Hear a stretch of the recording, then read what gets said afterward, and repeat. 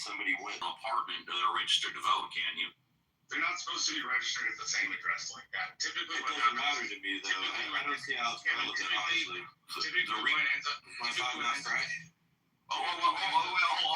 Hang on, Marshall. Okay, you want to speak on it. Hold on. You want to speak uninterrupted. No problem. Me and the mod squad will go on mute. You can speak uninterrupted, and then we will continue.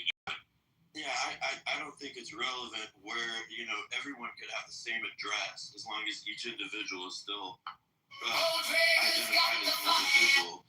And I'm saying the only way voter fraud could work is if someone went to a voting place, voted in someone else's place, and the only way that could work is if, let's say it was me, I gave them permission to do that. Otherwise, you run the risk of me showing up to vote and the voter fraud, not the Democrats. Always the Republicans, never the Democrats. Voter fraud could work is if someone showed up in your that like, I'm gonna try this. I'm gonna go to his voting place and try and cast a vote in his place. That's really the only practical way. Unless someone can articulate. This is John Kitover News, part of Chicago News Incorporated. We're listening to a group of elite intellectual Democrats discuss how voting fraud never happens in the Democrat Party, just the Republican Party. To get an ID to omit them from voting. And also, if you're out there and you're looking to adopt a dog or a cat, adopt a senior one. I think one of the problems is... Marshall, can I just offer some empirical data? Why don't we go Reverend Scott and then Marshall? Let me just say, they have elections, 30. That's 3-0. They looked at 32 elections held over those 30 years. The total number of ballots they looked at, was 100,526,098. Chicago News Incorporated. 26,098 ballots cast. This is Democrat Election Fraud 101. Reports of fraud. 39 out of 100,526,098. So that is 0.0000388%. In comparable states like here in Arizona, they looked at 42 million some ballots, and they found almost 43 million, 36 cases. This is Chicago News Incorporated. We're with a group of elite intellectual Democrats claiming that Republicans are the only party that commits election fraud, not Democrats. My best friend, who's a Trump supporter that I wrestle with internally, was fully convinced that they were going to find massive voter fraud in Maricopa County. And even before they counted, I said, not a chance. And the reason I said that was, you've got all these guys in there, like Republicans, old school veterans, and this, that, and the other. And I'm all, there's no way you're going to be able to talk these guys into committing fraud. They're just there to count. And I said, if anything, I bet they find more votes for Biden. Not a lot, but just a little bit. Yeah, I was right. And he didn't really know what to say to that. He was expecting to find pancakes in the paper. He had a list of things that they were going to uncover. None of it was uncovered. And this was a recount done. You didn't see the media wasn't allowed inside. It was all Republicans, all Trump supporters in a building recounting in private. And a lot of my, left-wing friends are like, oh, this is bullshit that no one's allowed to even see it. I'm like, don't worry about it. There's no way you're going to get all these people to agree to cheat for Trump. Because even if one person, says no, they're going to come out and be like, the whole thing's bullshit. And I was right. And I just thought that was important. Yeah, and this is, you have a greater chance of being struck by someone has a better chance of being struck by lightning than committing fraud. It just does not happen statistically. I mean, it's so infinitesimal. And the very few times it does happen, to 0.00003 or 2, it doesn't affect elections. There's not one instance where we can see that it's affected an election. And it's usually Republicans do it. It's a solution in search of a problem. Marshall is up next, and then Denise. Marshall. Yeah, all I wanted to say was one of the ways that things can get mixed up in elections is if states don't purge their voter rolls, or if, when people move, they don't change address. So, Kevin, I've been doing campaign politics in South Texas for about a decade, and I'm not on things you'll find, and this is Texas, this is not every other state in the country. Other states have similar issues, but Texas.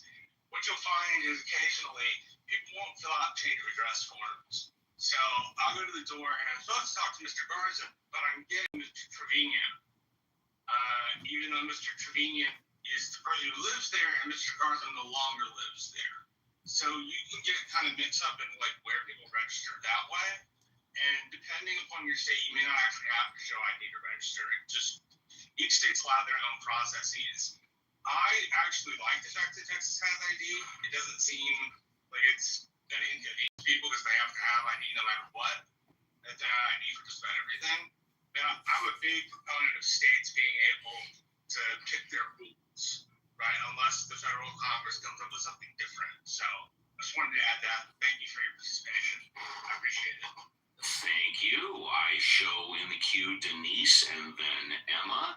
Denise, good morning. 2 weeks in a row. I am, my heart is fluttering, dear. Thank you. Please, Denise, welcome. You take as much time as you want up to the top of the hour. Good morning. Good morning. I've been listening, and something just Now it it's just my hit me, like, turn it just occurred to me, like Talk. how I feel tell you the right truth. now, and I just wanted to talk about this idea that energy is finite. Right? We only have so much. We only have so much legislative time. We only have so much, just literally energy in our systems to create and affect really any kind of change at all. And I'm just struck by how we choose to spend our legislative time, right?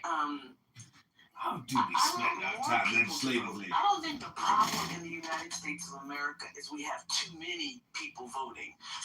I think the problem is the opposite. We need more people to vote and more people to be engaged in our democracy in a substantive way. And you have to look at whether you are a proponent of the SAVE Act or any of the things that they present, whatever. Why? Our kids can't read. We have one of the highest. You mean to tell me there's this thing called all priorities? of these problems. Priorities? I'm really struck by the choice to focus on things that are not real problems. And when Oh, you do dear that, doctor, tell us what the real problem is. and you have to Hello? reflect on what they're actually trying to accomplish. You know, like Clubhouse, life is reputational, and you know the Bible says you'll know somebody by their fruits. And when people choose to spend their energy, When people choose to waste all their fucking time wasting their time choose to focus on things that are really like this. substantive. This is really important and substantially substantive. I think that should mean something. That's right. And that should be something that we evaluate as we evaluate this administration. I didn't need it to be the Gulf of America. I didn't need it to be changed to the Department of War. Like, why are we doing things that are just complete waste of time? I didn't need the Kennedy Center changed to the I Trump didn't Center. need any of these things. And it's just like, it's not as simple as, well, these are the things that different people have different goals. This was literally no one's goal. Like, no one cared about these things. So when you evaluate an administration, to me, I think you have to ask yourself, do they actually care about the American people and what's happening with American people?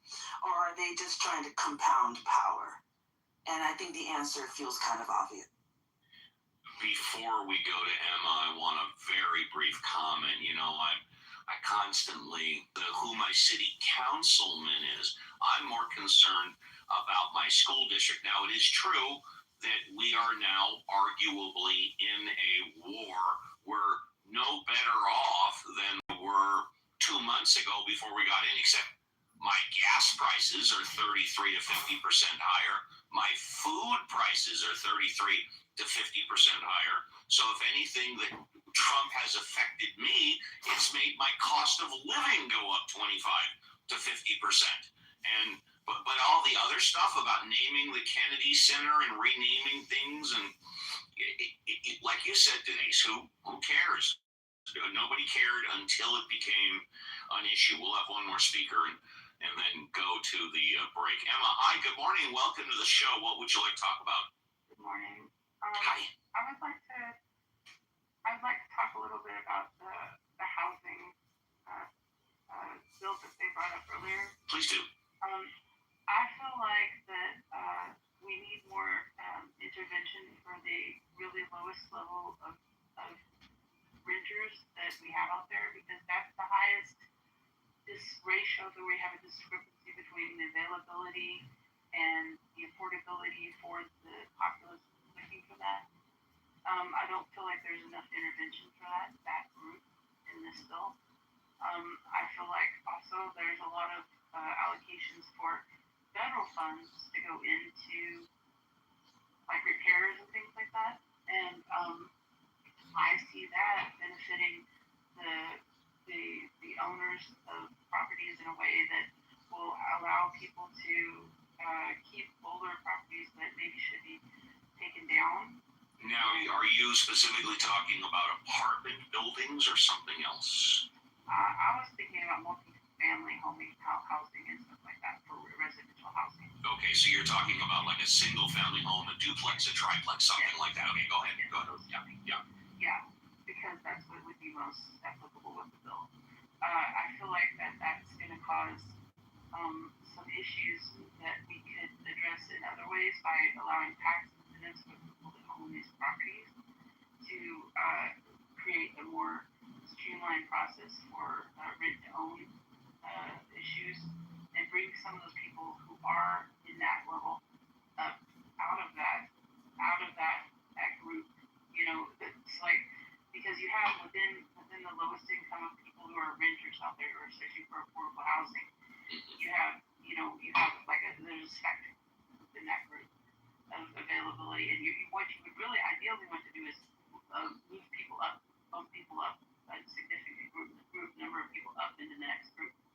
But what I see this bill doing is actually like maintaining those numbers of people that are on the lowest level, and actually bringing people who are in the group above that down into that level, not elevating people out of it, not raising it up, and not making enough options for like tiny home housing, which is another option that I feel is like very important, but that is not being like not in any way really being explored or supported by government. So these are things that I'd bring up. I really appreciate that. Thank you very much. And with that, we are at the top of our 2 hours in the tank. 1 hour left. If audience and you haven't come up yet, we encourage you to do, with the help of Violet and all of the Mod Squad, they will give me a break for the first half of hour number 3. So don't go away, and we'll be right back with Reverend Scott, Violet, and the Mod Squad after the break. And my dad goes, "Notice how that's not cured yet."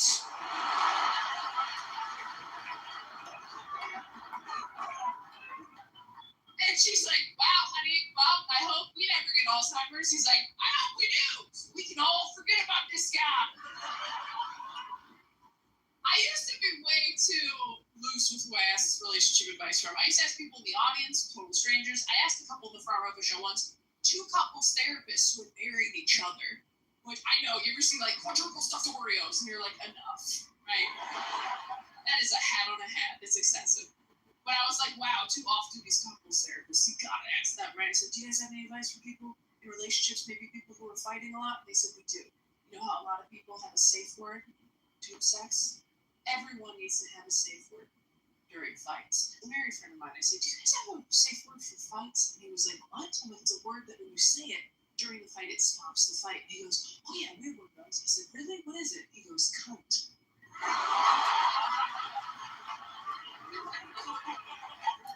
but I have to say it doesn't really work if she said that. I was like, Jesus, I was looking for like pineapple, dude, but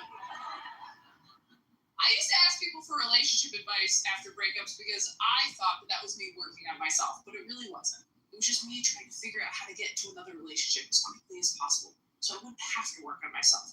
The reason people don't want to be single for long periods of time is that once you're single for a little bit, you start to notice, ooh, some of the issues in my relationships are still here. And it's just me now. There's only one set of footprints in the sand, and no one's carrying my ass, right? Like, I realized in the last year, I still Oh my God, Paula, you got to do relationship mambo. Paula. Don't even think about it. I wear perfume when I'm in a relationship, though, because I know that if we break up and you smell that smell later, you'll get sad. And that makes me happy. I don't wear perfume to smell good. I wear it to haunt you later. I was on a first date with a guy. I realized we both had 3 younger siblings. I said, oh my God, let's text our sibling group chats right now. Ask them what our biggest flaw is. I'm so fun on a first date. I can't believe it. He texts his brothers, hey guys, what's the flaw? And they write back, works too hard, care much. One of them wrote back dyslexic, which I thought was pretty funny. Couldn't read it, but I could. Wanna share your point of view, and a little about what's bothering you. Got a question that's on your mind, be bold, brave, courageous. Come on up and get you fresh fired. What does that mean? Well, listen up, have a take, and just don't suck. Be respectful, make your point in a reasonable way. Come on up. That's Uncle Steve today. Reverend Scott. Uncle Hello, Steve. Reverend Scott. Wow, what a 2 hours it's been. What? Always. We're always upward with this show. Always upward.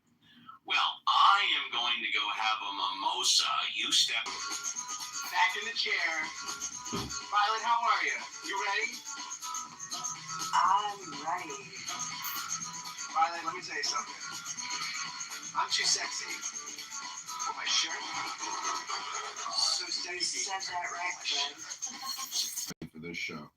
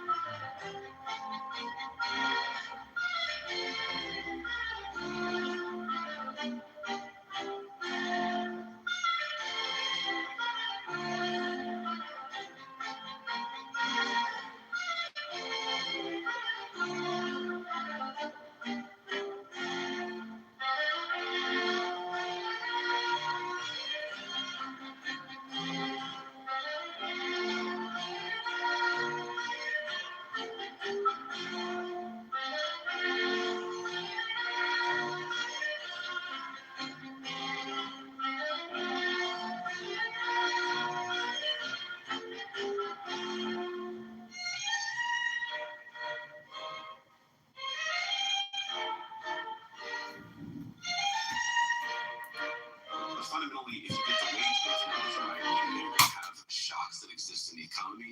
If the wage growth is strong, eventually that will produce better outcomes for people. It also seems to me, let's be honest, the tone of the administration is not consistently a Christian tone. There is a tone of aggressive uncharity to people who aren't on board with the administration's policies. So on the tone thing, it's very hard to rebut this because it's like fundamentally unfalsifiable. Because for every clip that you could show me of me or the president or some cabinet secretary saying something that in your view is unchristian. I could show you another few clips of us doing something or saying something that is like very Christian. The nature of political communication in the era of mass media is that sometimes people are going to say jokes that are taken out of context. Sometimes people are going to make mistakes. I'm not saying I make mistakes. I talk about this in the book a little. In my book, Communion, available where books are sold, I talk about the own mistakes that I've made as a Christian. Yes, there is an apology to childless cat ladies, and we don't need to get sidetracked by that. Go on. But my point is, like, I'm not saying we're perfect because we're not. My point is that the tone argument is in some ways, I think, people see what they want to see. And I also think that tonal arguments are ways of frankly policing working class ways of communication and covering them in elite preferences. Well, there we have it. Violet, what do you think? What do you think? Did he defend the Christian nature or Christianness of the Trump administration to your satisfaction? Not really of the administration. I mean, some of what he was saying made sense. The people are fallible, but he acknowledged as a support for that morality in this administration. I personally don't think he made a strong enough case. It's just more, it seems more of a personal level. Well, yeah, people are fallible, and so is the administration, but, they're ignoring their wrongs and trying to justify them, not, making themselves accountable for them and trying to change what's bad. So that's kind of where I stand on it. Does not pass the smell test according to Violet, and I will just make it be known for fairness here that when he said the economic stuff benefits the working class, nobody, virtually no nonpartisan economic analysis suggests that, right? The big beautiful bill, the tax policy, things like this. Right. Virtually every nonpartisan economic analysis that I've seen, and Google it for yourself, it shows that the largest share of benefits, tax cuts, things like this flow to the top 1% of earners. It is not exceptionally favorable to the working class or poor people or anything like that. So there you go. Right. And I mean, that to me doesn't, stick with helping out the poor and, offering your generosity to people who actually need it, and that doesn't jive with what the guy was trying to say. Thank you, Violet. Great insights, and thank you for helping me take over the keys to the jalopy here and drive the ship straight and true. Let's go over to Andrew Tutty, our friend from the beautiful northern region of Canada. Andrew, would you like a fresh five to tell us what's on your mind? Good afternoon. Yeah, the big beautiful bill. Well, I just read something this morning. I think 4 million Americans no longer can take advantage of the ACA, the Obama Affordable Care Act. because it's gone up so much. So that's done nothing to assist people that are cash strapped and economically having problems. Again, that's the truth flies in the face of the rhetoric. But I think I would like to congratulate the United States because according to the Supreme Court in a recent decision in regards to presidential powers and immigration, that racism no longer exists in the United States, according to the Supreme Court anyway. Judge Alito, I believe, wrote the decision. We've eliminated it so strongly. We're like the least racist, and we're very non-racist. I mean, people tell me all the time, you're like the least racist brother. And the whole administration is the least racist, apparently, as well, because, when you talk about shithole countries and that people that come from shithole countries, quote unquote, I'm quoting somebody, that's not my description of these places, that it's their fault. If you come from Haiti, which has descended into So that's your fault as an individual. And if you come from a third world country, you're predisposed genetically to commit crimes. That's not a racist thing to say. That if you come from South Africa and you want to immigrate to the United States, then if you're white, it's okay. But, if you come from Norway, because that's where the good immigrants come from, that's not a racist thing to say. In no way is that sort of talk racist. And really what is happening in the United States now is that you can say pretty well any racist thing you want. And if you can find any other legitimate reason to invoke a policy that may impact people of a particular race disproportionately, but if you can find a legitimate reason, then that's the reason, not the racism. So, congratulations to the Supreme Court. It's really, really quite amazing in 2026 that the Supreme Court has reverted to 19th century opinions. So, interesting. Now, my country's got a lot of problems too, there's no doubt about it. But we did have our second Indigenous person drafted #1 in the NHL, a gentleman out of Whitehorse in the Yukon. He was drafted by the Toronto Maple Leafs, first pick overall. So, maybe there's hope. There's hope. But it's a long way to go. Every time somebody dismisses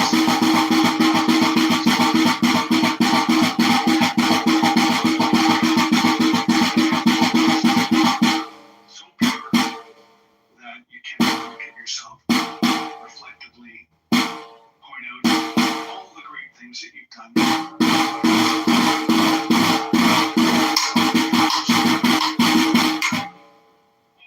Things that you're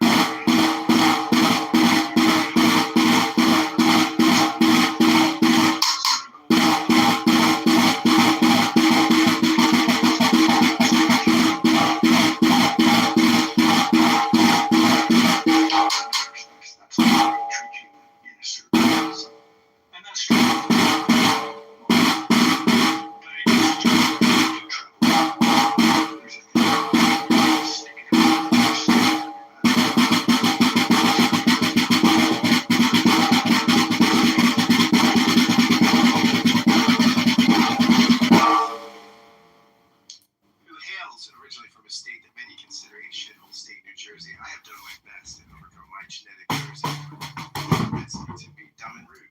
And I will not buy New Jersey a shithole country. I love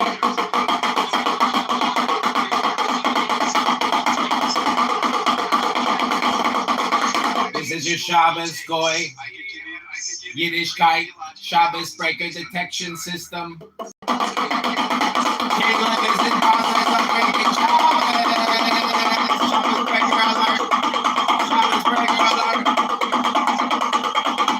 Where he says, Andrew Shepard says, the only thing that other guy's interested in is who to make you afraid of and who to blame for it. I know I screwed that up. But that's how you win elections. Bob Runs is only concerned with two things. if he can't make you afraid of it or he can't sell it. Yeah, that was great. Right. And who to blame for it. And that is what this poisoning the well of questioning the integrity of our elections is about. Making you afraid of something and telling you who's to blame for it. Illegal immigration, illegal aliens from all around the world. I love that movie.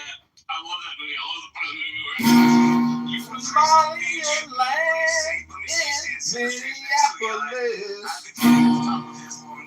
Minneapolis is now Somaliland. Muslims are in every land. Muslims are everywhere. They got the burgers covering all that hair. Josh Whedon into the series later. He was in the movie too, I guess. And was in a few good men. A lot of those people were in a few good men as well. So Yeah, there's a whole circuit of players. thank you so much. Sports night, all that. I appreciate your contributions as always, and thank you for contributing this week. As I've been opening some rooms spontaneously during the weekend. I've enjoyed your contributions and many others. Thank you for that, my friend. Always insightful. By the way, Caleb, I'm interviewing a top Hegelian on the podcast tomorrow from that book I was sending you quotes from. So I'm pretty excited. What's your thesis of the interview? Well, See what I did there? actually, his thesis is that the thesis, antithesis, synthesis is the complete misread of Hegel. Hegel's all about preserving contradiction, not synthesis. So it's a fantastic book, and I'll send you some more quotes from it. I was speaking with someone yesterday about, tolerance for paradoxes. Absolutely, no. That's his whole thing. He thinks Hegel's philosophy is all about just moving, not resolving contradictions, but moving to more and more interesting ones, which is just amazing. Thank you, Caleb. Let's go to my friend Denise. Denise, how are you, my friend? How is Texas? Would you like a fresh five to illumine us a little? Oh my gosh, a fresh five. It's a lot of pressure. Sure. I guess it's what's on my mind today that I woke up this morning thinking about is happiness and how none of this feels like it's making us happy. Even quote-unquote people who you think of as the winners, who theoretically are getting the policies and things that they want, even they're unhappy. So I've just been reflecting on how much of a waste all of this is. I think that we have been damaged. I don't think irreparably, but I think for at least decades to come. I don't think that, not believers, it's a long arc. History is a long arc, and you can work towards recovery, but I don't know. I just feel like no one is happy with where we are and how we are. I think it's weird how much we talk about this reflecting. It's also so emblematic of just inept leadership, right? Just failure for failure's sake. It's really interesting as somebody who has been socialized my entire life to pursue excellence and to be as smart as you can, as prepared as you can, as equipped as you can. It's been a really weird shift to kind of see just a lauding of poor performance and mediocrity. And Called DEI, CRT, BLM, LGBTQ. Who are these DEI, CRT, BLM, LGBTQ? I was near your thing that you shared about J.D. Vance when they asked the question, is this Christian? How is this administration been Christian? Which is a weird question, right? Why does it have to be Christian? But why do you have I to? think he asked that because I know. You like that. other schemes, right? And that's how it's fashioned, and it's just like, but you're not. It's weird that you ask a question that you want the answer to. There is no question about wage increase in the Bible. There's tons about welcoming the stranger, Not true. caring for children. We don't feed our children in this country, and we don't protect. That's not true. Getting health care. That's your opinion, girl. This administration. Life is opinion, girl. Not your fate, made of facts. Yeah. I think it's bizarre. I am God's plan. I'm Jewish, Christian, Democrat. It's not true, and we can all see that it's not true. It's not true, cause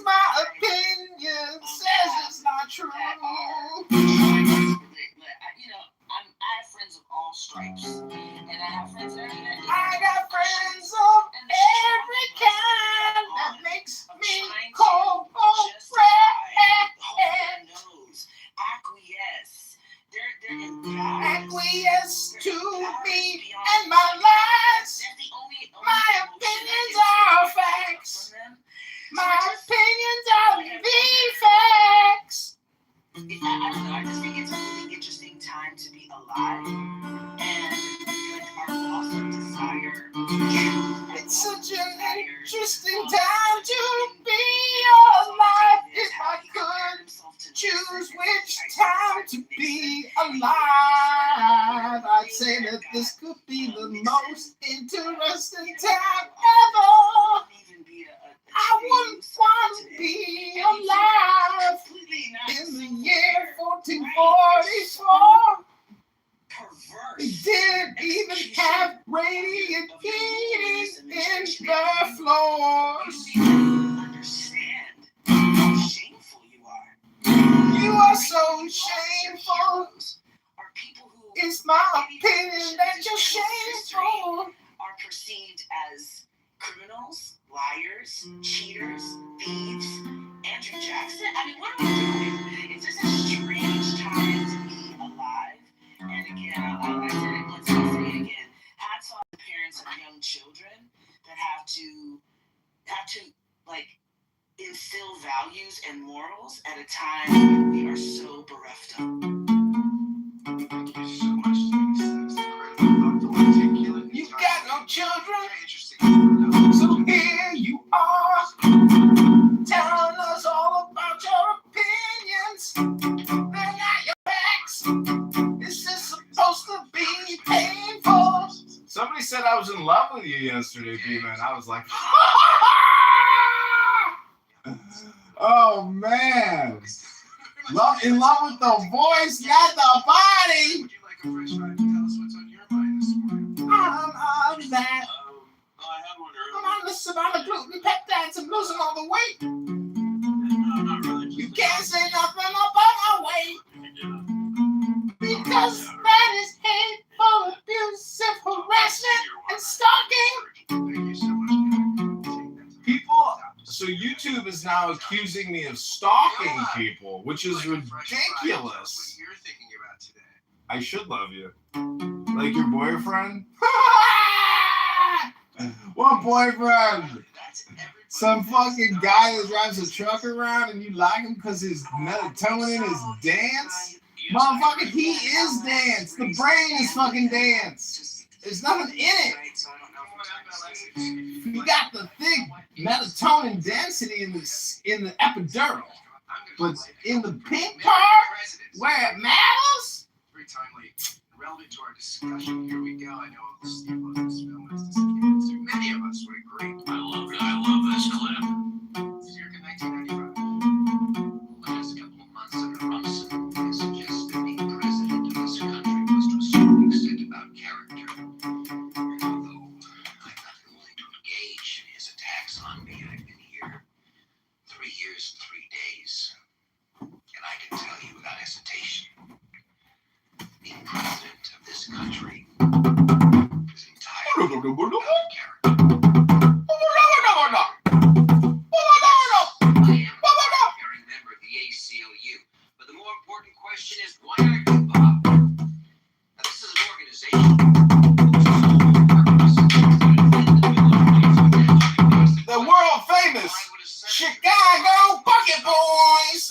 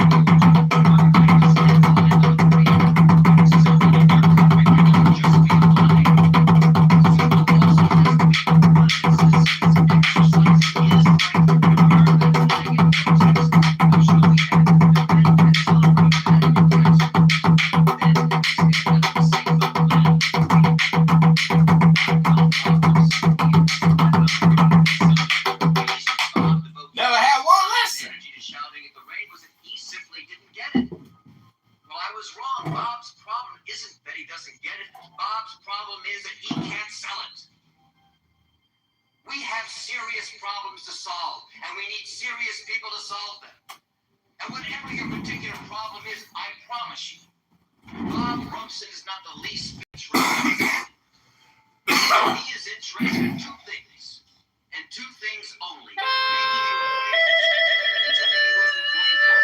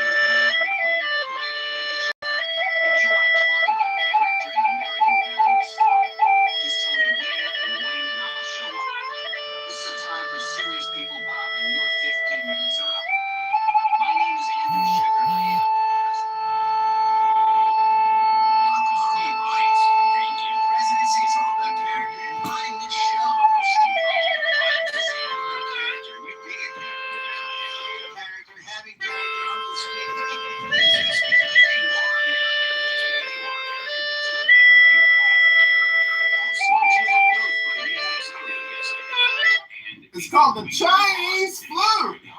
It's a communist musical instrument. It's socialist.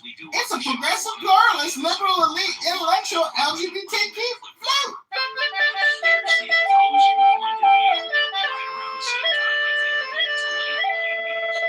This is from Boston Legal, the other side of the underneath. Do you really want to let a jury have a go at this? Oppression is a dirty word.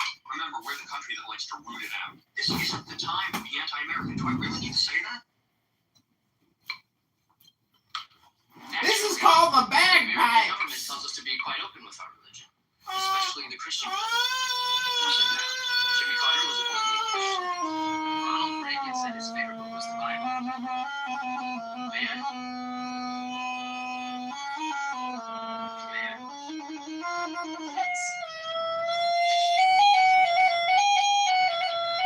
We're guided by a power larger than ourselves. Jesus Christ, the Son of God.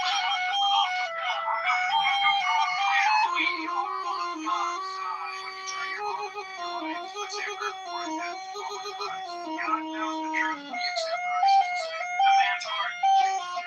God, not the Lord require thee. My friends, together we can do this. And the Lord do it we must.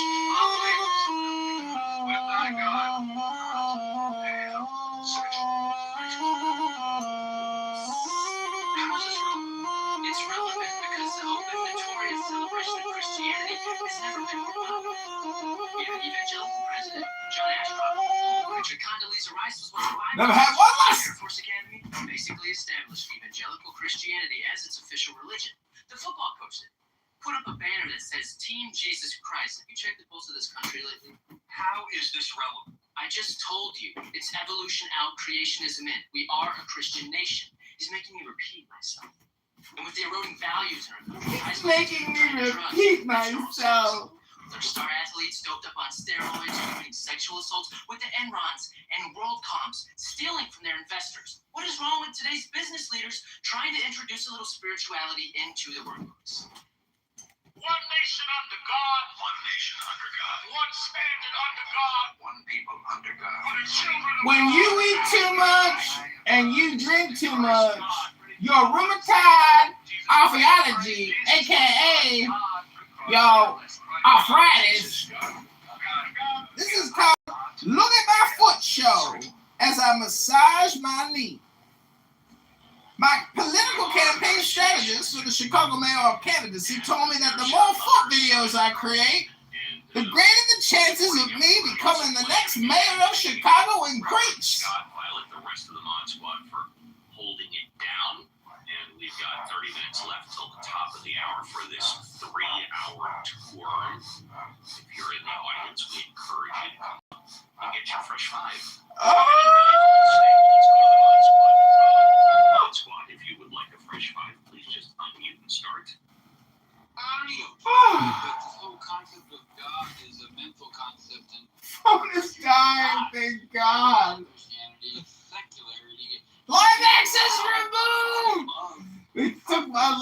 Sis down. It might be built on the concept Body of exposure. power, since some of the founding fathers were deists, right? But that's as far as I'll admit. But the whole concept of God is that exactly, a mental concept construct. It's not true in reality. So, thank you. Yes, and I believe we are the only country out of 209 on the planet that have the First Amendment. Free speech, free worship of any religion or no religion at all. I think we're the only country that has that. We're the only one that has it. We're the only one that has it written down. Yes. The UK has a version of it, but their constitution. This is John Kitover, Chicago mayoral candidate for the February 23rd, 2027 mayoral election here in Chicago. Like the video, share the video, and subscribe to the video. Together we will defeat the liberal, communist, progressive, pluralist, elite, LGBTQ, intellectual Democrats stealing billions from the pensions, putting the police, stealing from the police pensions, not letting the police do their job of law enforcement, no cash bail, ankle monitors for recidivist murderers, going back out and lighting little girls on fire on the train, slicing their throats, mass murders on the trains, mass murders at teen gatherings. Like, share, and subscribe to this video. If you want change now, if you want to save the future now. We're too lazy to do the research, but like when it comes to candidates, it's their actions, both in politics and otherwise, that demonstrate the kind of person or kind of leader they're going to be, not whatever ideology they say they're attached to. I mean, they can say that they believe in whatever they want, but if their legislative actions and bills and stuff like that don't back it up, it's, just hot air. And so it seems to me that it doesn't matter to me what ideology the politician, well, I mean, it does, but his actions as a legislator and what issues he's trying to promote or go against is more what I'm interested in than what he says in his political commercials about where his morality comes from. Well, it's interesting that you bring up Canada because in 1982 they revised their Charter of Rights, and in 82 they revised it to say the supremacy of God is enshrined at the very beginning of the Constitution, explicitly stating that individual rights are grounded in a higher moral order. I'm not reading it properly. Let me see here. The supremacy of God appears in the preamble to the Canadian Charter of Rights and Freedoms. It reads, whereas Canada is founded upon principles that recognize the supremacy of God and the rule of law. That was redone about 45 years ago. I also think it's kind of weird to have a compulsive nature to your Christianity. I think fundamentally that's anti-Christian. The whole idea is that you present and live a life that makes people want to live like you. The idea is not that you structure governmental rules and laws that compel people to operate under your value system. So the whole concept is kind of strange to me. The way that people want, and in a lot of ways, I have to say, like, nobody really thinks Trump is a Christian, which kind of goes to the point that Violet was making. Like, they don't really think of him as a Christian, but they think of him as a tool of Christians, much in the same way, like, Pilate was, right? Or whatever. Like, I think that they think of him as a tool. So it's really interesting. Like, do you want a Christian government?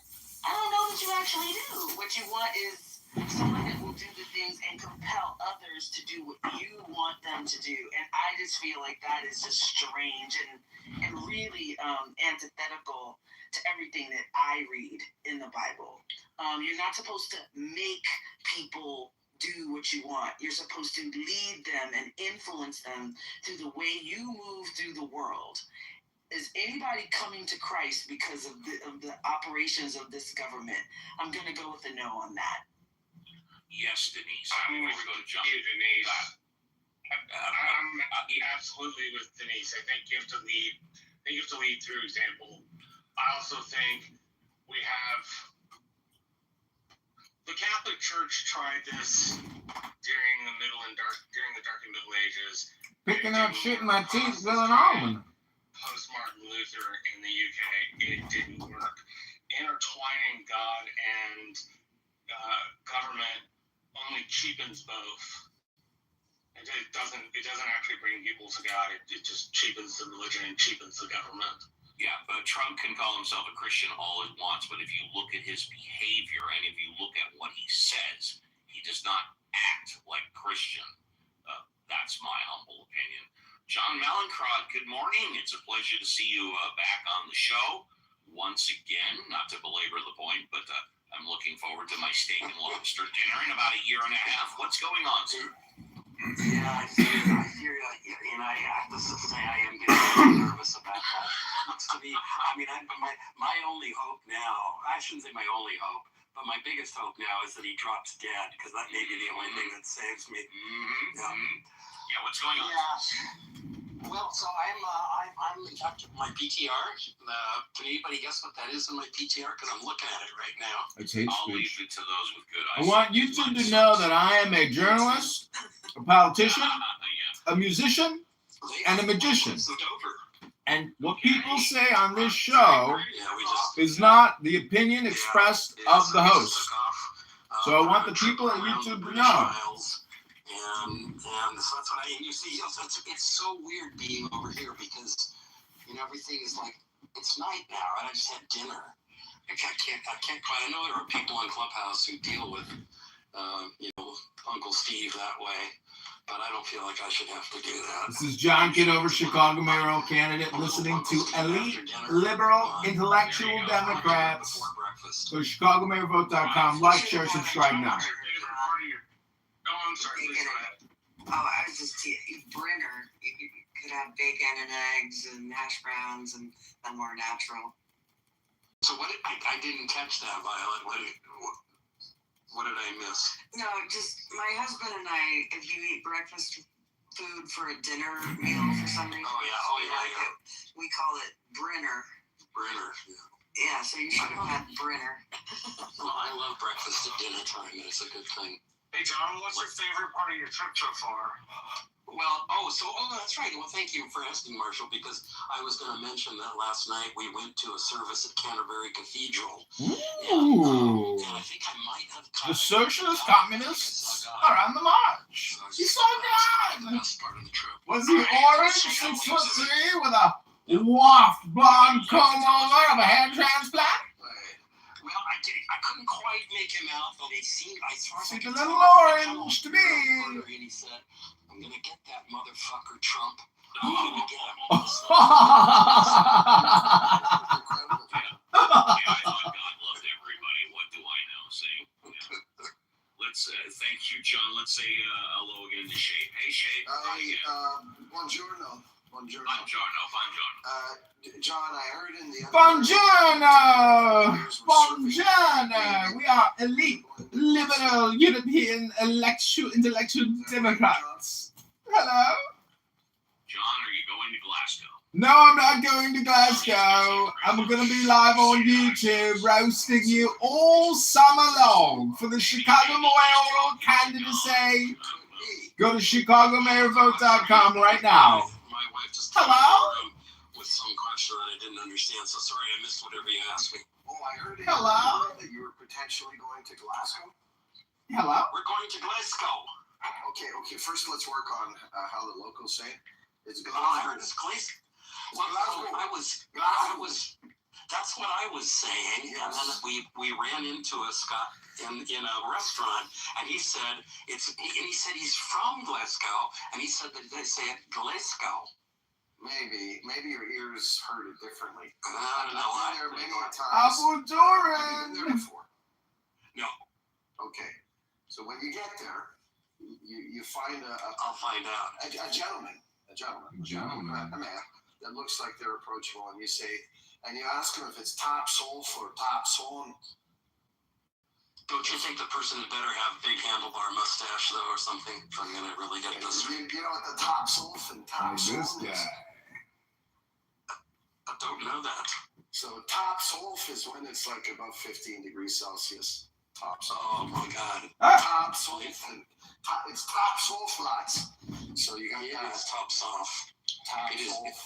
Yeah. It's been, was it 36, 37? Whoa. I think. Okay. Yeah. Okay. Yeah. Second thing is if you like a little piano and a little Victorian decor and a little scotch, I highly recommend a place called the Corinthian. The Corinthian. Okay. Nice little spot. And if you like Indian food, the absolute best Indian food I've ever had in my life is at a place called Mother India. You call a day in advance for the lamb, say you want the lamb. And anyway, those are my We're only eating on the bus. Jonas, you have a chance. I don't know if I imagine your trip is probably pretty full. But if you have an option, Gloucester or a town called Kenilworth, they have statues of Alfred the Great's eldest daughter, one named Ethelflaed, who was known as the Lady of Mercia. And in Gloucester, it's Ethelflaed walking with a goose. The goose represents Saint Winifred, her patron saint. And then at Kenilworth, it's her and her daughter, Elfrith. And without Ethelflaed, Alfred the Great's eldest daughter, and his son, Edward I, his dream of a Anglo-land, because the Anglo-Saxon Gypsy came over in the 400s and 500s, it wouldn't have been an Anglo-land to speak of without her. You probably don't have time, but I always wanted to see what that was. Whatever, We're definitely not going to Gloucester. Where are we going? Edinburgh, Belfast, Glasgow, Douglas, the Isle of Man, Cork, Londonderry. You can take the Trump derangement syndrome out of America, but you can't take the Trump derangement syndrome out of the American. It's Derry, that's right. And we're not even going to Derry because the boat stops about 20 miles short. Well, John, this is full of unsolicited advice for you, so just let us know if you'd like more unsolicited advice on your tour. Thank you very much for that. Let's say hello to DC. DC, good morning. You have a fresh 5 starting now. Welcome. DC. Good morning. Can you hear me? Yes, sir. Hey, good morning, everybody. I saw a movie last night. Wanted to give a really strong recommendation for it. It's called Leviticus. And it's actually an Australian movie. It's more like a psychological horror movie. But it's basically about gay conversion therapy. And it was just on its face as a psychological horror. It was gripping, only 90 minutes long, start to finish, absolutely gripping. But what it says about how religious or certain religious traditions, how they treat gay teenagers, especially young people, when they discover that they're gay, they treat them demonic. And of course, that's what the whole movie is about. It's about that they try to perform this conversion therapy, and what it does is it creates a curse on these young people that they then have to live with. But an amazing movie. I give it 10 out of 10 or 5 out of 5. Highly, highly recommended. Thank you for that. Appreciate that, y'all. Leviticus, if you're looking for a movie, Leviticus. Thank you, DC. If you're in the audience and you want to come up, do it within the next couple of minutes because it's going to be impossible. Let's say hello to Alvin. Alvin, good morning. Welcome back to the show. What would you like to talk about, Alvin? What was the movie he was just talking about? Leviticus. Okay, and it was just basically how 90 nights of gay conversion therapy. Yeah, the gay conversion therapy, it just, I don't understand why they thought that would work, right? You mean in the movie or the actual therapy? The actual therapy. Go ahead. I don't understand why they think it will work. I think I think what happens with some Christians, I think you're always gay. They just find ways to cope and suppress it, because there are some Christians that will say that they're still attracted to like the same sex, but they get married and have children that are gay. Well, there's no struggle with that because they're not, they're not adhering to anything saying you can't do this. You don't think it's as difficult? You don't think it's as difficult to come out of the closet and say you're Muslim than you're? Well, any religion, if you're an atheist, gay, I don't to come out to your parents, right? I don't. There's no pressure there, right? Because you're not right. But the atheist population is only about 8 to 10%. Yeah, I was more so talking about what happens if you're gay and you're like raised in a Christian household. I know that. That's why I said, well, did it only involve Christians? What about Muslims? Or even Muslims. Any religion that prohibits the practice, right? Yeah, you're talking about if you were raised in a deeply theological, God-believing religious home, it's very difficult to come out as gay. Now I understand what you're talking about. Well, I was more so saying there's people that are Muslim or even Christian that admit they're attracted to others. But it's like, it's against my religion, so I married like a woman and had children. So to really find ways to suppress it, I don't really become straight per se. Maybe they become bisexual. I don't know, but I don't think there are any religions that openly support homosexuality or being gay. I mean, there's religions that just don't mention it, like Hinduism. And that's interesting. There are lots of Christian denominations. Yeah, there are lots. That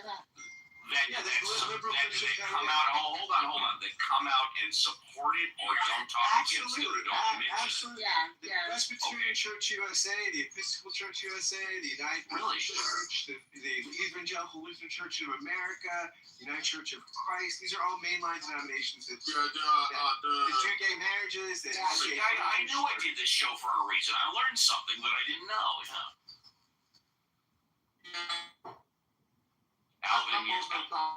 Alvin, you're in the Matrix, Alvin. You're breaking up, Alvin. You're breaking up, Alvin. But we can come back to Alvin. No, I'm learned something because I really didn't know. Steve learned something. It was like Steve read a book and learned something he didn't know. Now he knows something new. It was all worth it. Even the Catholic religion. Hello? It's okay to bless unions of the same sex, although they have come out in favor of marriage, but it's okay. Same-sex marriages by the Catholic Church? Oh my God! LGBTQ! I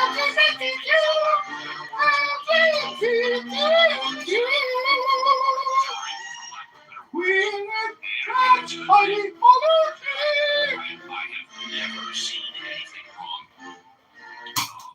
with people being gay or same-sex marriage. I think if you love another person, love is love. Love is love. The right to spend the rest of your life with them in a committed relationship. I've never seen anything wrong with that at all. Steve, when it comes to like homosexuality being prohibited, this seems to be a North African / Middle Eastern thing because this is the first place we see it. Like there's some like Egyptian texts that say, hey, don't sleep with lady boys, or you look at the negative confessions. One of the negative things to do is really wasn't it in the Bible 2,000 years ago? Man shall not lay down with man. Yeah, but I'm talking 3,000 years ago. Like so it seems like the prohibition of this is a cultural North African / Middle Eastern thing, because when you go to other parts of the world, it's is kind of not even addressed at all. But for some reason in that region, it is interesting why there's a negative attitude, specifically Got a on negative attitude. sex, because women on women sex is virtually non-existent, like in the literature, right? Whether it be good or bad. So It's good. something that happened in that region where they're like, nah, we ain't doing this. Okay. Well, listen, we're coming down to the top of the hour. I'm glad you made it in to give your point of view. Hopefully tomorrow or next week you'll be able to come in sooner. You are going to be our very first class escort to the VIP. Thank you very much. Look forward to seeing you again. Let's say goodbye to Paula Paola. Would you like to say goodbye? Paula? We can come back. Okay. Let's go to Shape. Shape, would you like to say goodbye? Closing thought? I'm fine, thank you. All right. Then first class escort to the VIP. Thank you very much. Let's go to John Malincrot. Would you like to say goodbye, John? On your cruise, you might not be able to reach us or whatever. There you go. And enjoy it. Enjoy it. Thank you very much. Yeah, say hi to God from the atheist. Seriously. Andrew, would you like to say goodbye? Andrew, would you like to say goodbye? Yes, quickly. John, if you're going to Edinburgh, I have a great, do the Royal Mile and go up to the castle and check out the Crown Jewels. When I went to see the Crown Jewels way back in 92, 93, you go into an anteroom before you actually get in to see the Crown Jewels. And in the anteroom, they have bronze replicas of the jewels. And it's on a great big long table. And you got the crown and the sword and the staff. And of course, my cousin was wondering why they would have that, because we're going in to see them. And I looked down at this table, and of course there was a bunch of braille there. So I started to slide my hand across the braille, and I repeated what I thought it said, because I don't read braille. And it was, do not touch. So just for the blind, so that they wouldn't be able to touch the crown jewels, even the replicas. Lots of fun. But yeah, do the Royal Mile. Check out the pub, the end of the world, because at one time that was considered the end of the world in Edinburgh. Andrew, thank you very much. First class escort to the VIP. Let's try Paola again. Paola, are you there? Would you like to say goodbye? Okay, let's go to a double Kevin. A double okay. Would you like to say goodbye? Yeah. Goodbye. Thank you very much. We'll try Paola one more time. Paola going once. Paola the stretcher. Down the red carpet to the VIP.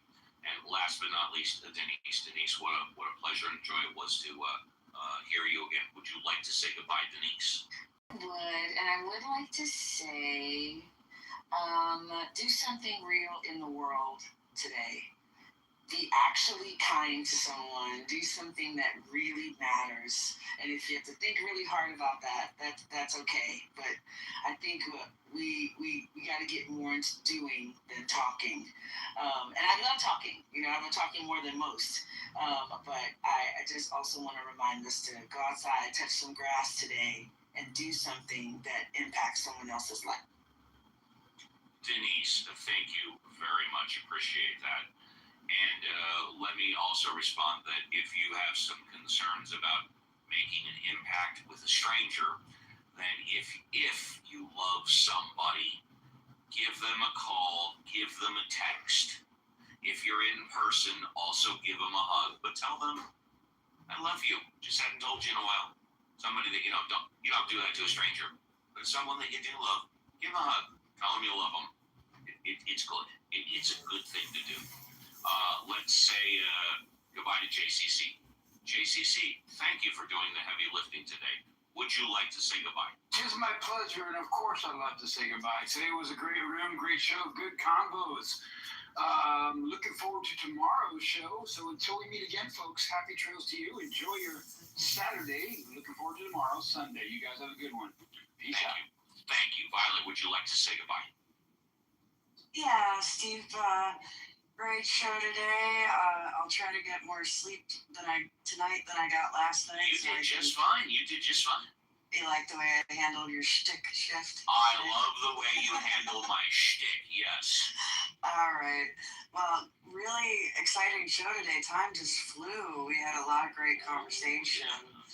So, I only had to read 3 news stories. Exactly. I think last week I had to read like 15, you know. Well, I love hearing your voice, Steve, so, I didn't know, but... Thank you. Anyway, I hope everybody has a great rest of their day, and I'll be back tomorrow, hopefully with less brain fog and more hype. And last but not least, Reverend Scott. Would you like to say goodbye, Reverend Scott?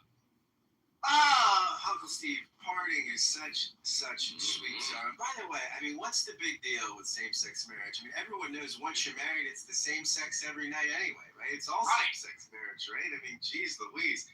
Uncle Steve, my triumphant return. Happy to be serving as XO. I can't wait for the show tomorrow, where we will be in full effect. As always, coming in hot. And with that, we are done.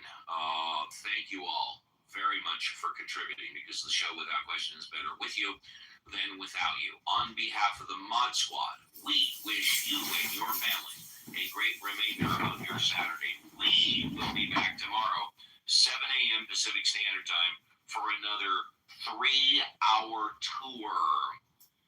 Take care, everybody, and be careful on the clubhouse streets.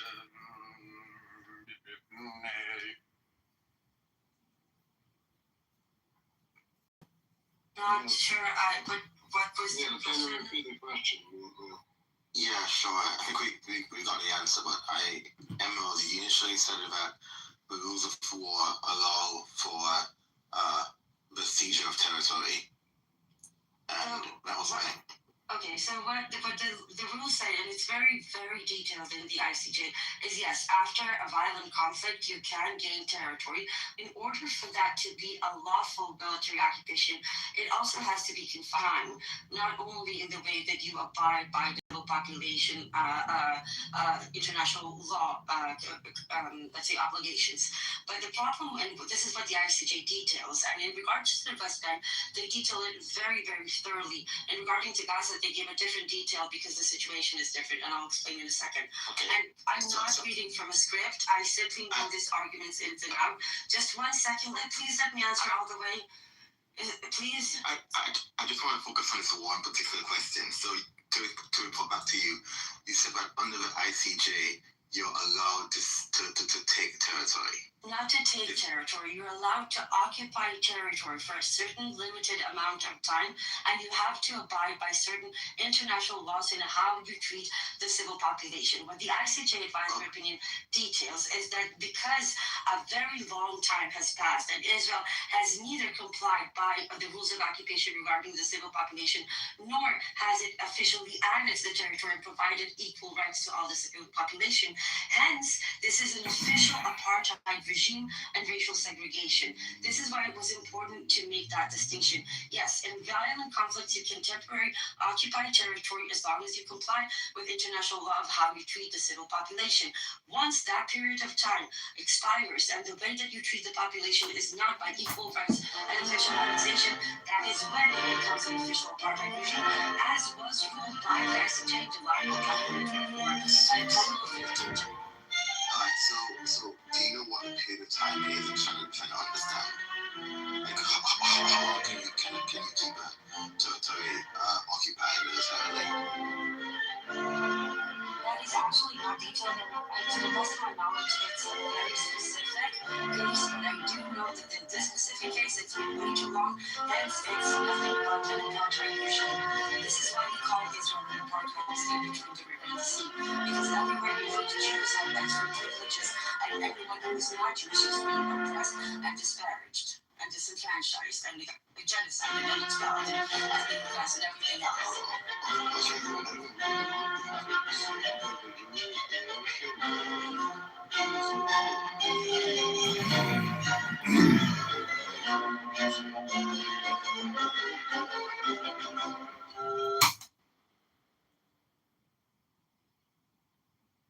I'm making a burger, but in the air fryer, organic, grass-fed, with salad, with lettuce, tomatoes, melted cheese on top.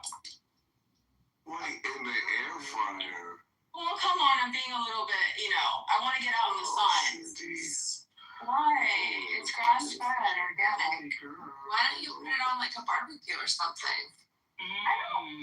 I'm not a man. That's a man's job. Okay, so I used to be the same way, and then I was like, you know what? I really enjoy eating kebab and like meat that's on the grill. So I just sucked it up and learned how to cook meat on the grill. It's very easy and it's delicious. When I have my own place and I'm by myself with my man, I'll do it. I'll do whatever he wants me to do. That's it. What if he don't ever want you to do that ever again? I think men like girls cooking. Men like women cooking, right?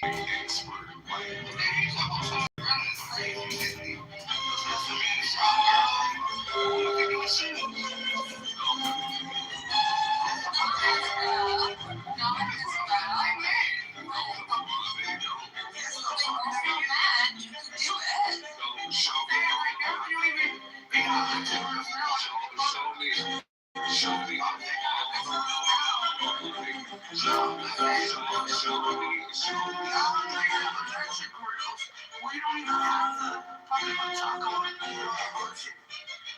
Yeah, so you just follow the law. It takes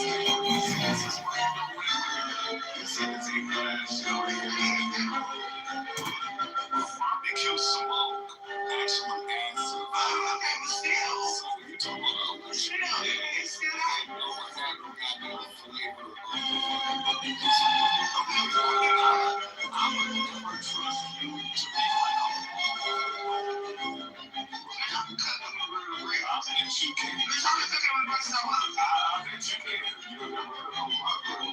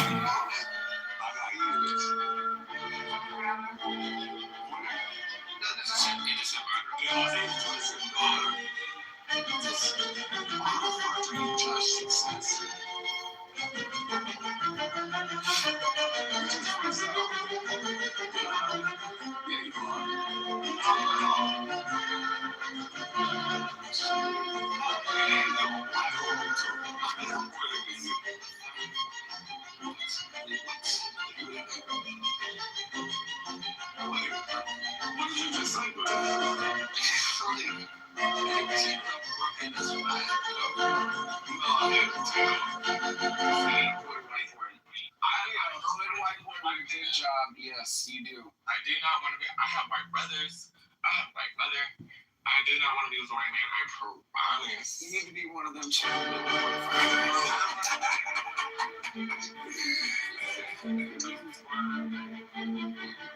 don't find anything. I go on my social media. I go on my social media. And every day there's a friend request on Facebook, on Snapchat, on Instagram.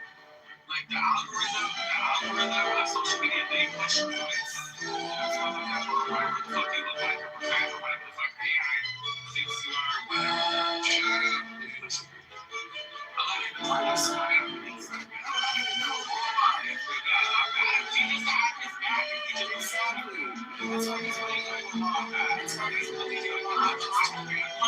I just told you to stop. You stopped.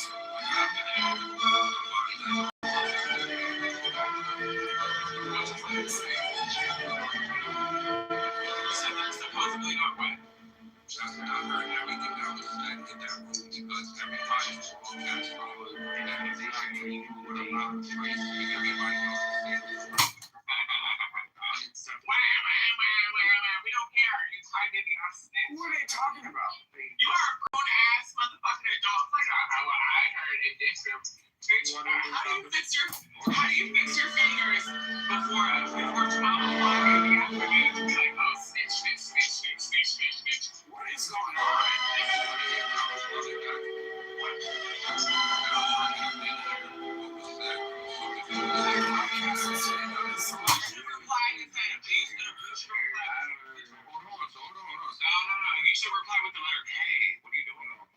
quick, and I didn't hear what was said. So if you're listening, you would have listened, but I'm not saying, hear me say anything. You're just trying to save your own ass. I don't know.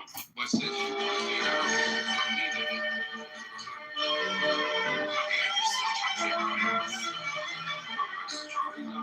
Because the reason they came in here and cussed you out has nothing to do with anybody in here. You never had to tell this good man's boy. So please introduce him to the street. What about me? What was the point of the DM? You can hear our voices.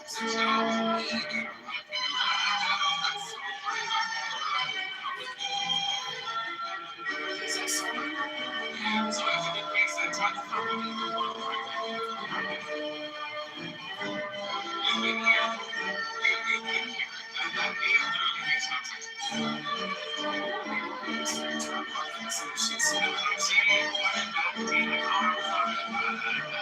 Hang on it now. Bitch, you're weak as fuck.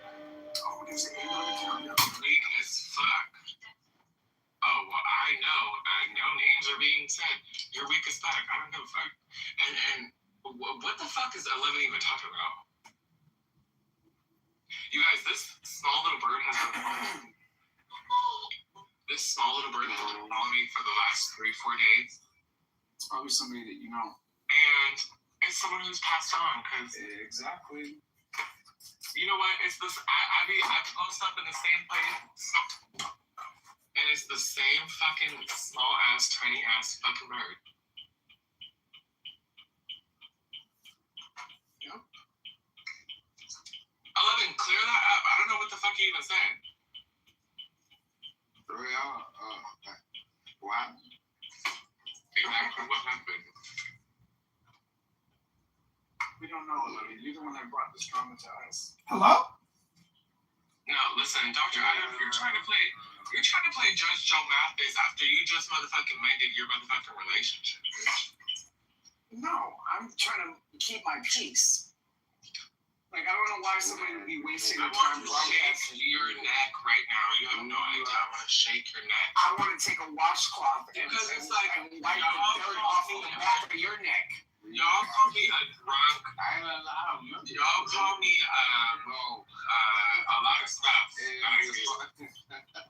What's wrong with these motherfuckers? So, bitch, my thing is, bitch, I'm not out here trying to fake y'all. What you see is what you get. What I got is what I got. I was trying to speak. GT, you know what? Fuck yes. And honestly, I fixed my online banking, so this shouldn't even be a problem. Oh shit! Hey, you put it down. What is so fun?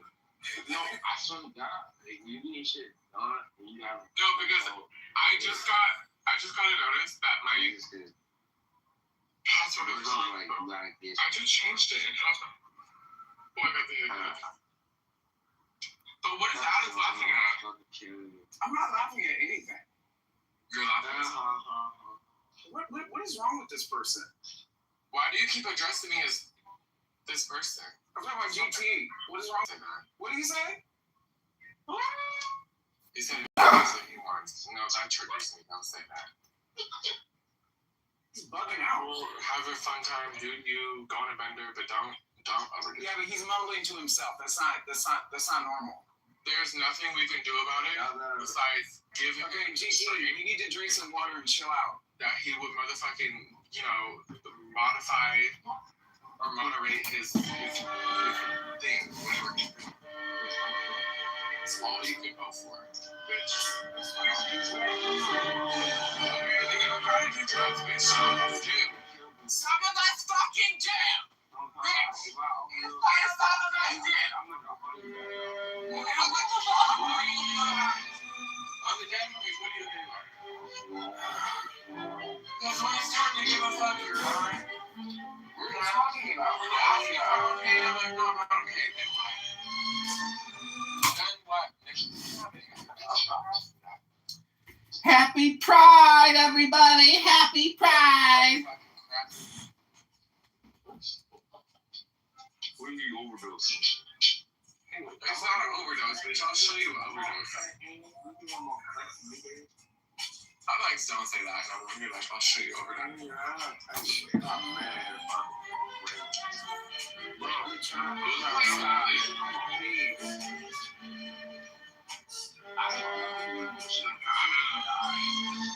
You're the last person I want to hear drown. Fuck out of here, you wet dog. Oh, shit. You wet fucking tumbleweed. I don't want to do that. What song is this? Send it to me. I don't know. It's on my iPad. I'm not gonna lie though, the liquor's gonna hit you later. It's giving you what? It's giving me dick. Jesus, that's not good. Okay, so they have access to financial infrastructure. Energy trade is going. Clearly, they're getting paid for it because I'm sorry, settlement in energy trade doesn't happen 2 months from now. It happens immediately. Well, maybe they have received some amount of money. But if the agreement breaks down quick enough, then it's an insignificant amount of money that won't allow them to rebuild and reconstitute what they're trying to do in the Middle East. And that's my projection. So even if they get $1 billion, I don't know that that's going to make the material difference that you're referring to. Okay, cool. I remember at the start of the war, Trump was demanding that Iran surrender unconditionally. And now he signed this document at Versailles with put his name on this, essentially a surrender. Are we conceding the war? So this is the most incredible political reversal I've seen in my lifetime. Have you seen anything like this? Unbelievable victory, total victory from Iran. So far, it's a disaster. Well, I mean, you said it serves nobody. I mean, I think it serves the U.S. and Iran because we don't have the resources or will to go spend, $3-4 trillion to occupy that country. So I think it's a win-win for most of the region. If you believe that this is not going to turn out to be a bigger disaster than it currently is, then you're right. But I'm pretty sure that there is no way that this can turn out to not be kind of a World War III scenario, where Iran says or Iran does what it said it will do, which is down with America, down with Israel, dominate the world, spread Sharia, not just Sharia, but spread specifically Shia Islam. And that's what they're aiming to do. That's what they're stating they're aiming to do. I'm asking you, Tom, what you know about Shia Islam? Because you're speaking about spreading and Shia.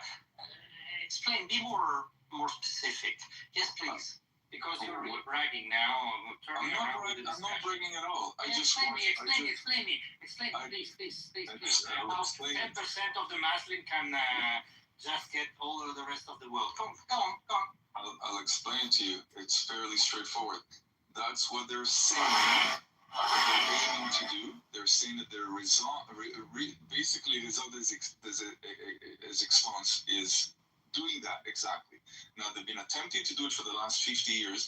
They've been making amazing progress with the Houthis, with Hezbollah, with multiple proxies around the Middle East. They've made incredible progress toward that goal, and ignoring what they're telling you they're going to do in light of all the evidence of what they've done and how much success they've had, and saying they're only 10% of the Muslim population. Why would we believe them? Because they're proven that they're successful in attempting it. Well, what else do you need? How can they be successful at now I am sure that at least you are half Iranian. Now I'm sure. How can one be successful at attempting? That's why, Tom, I got you. And that's good.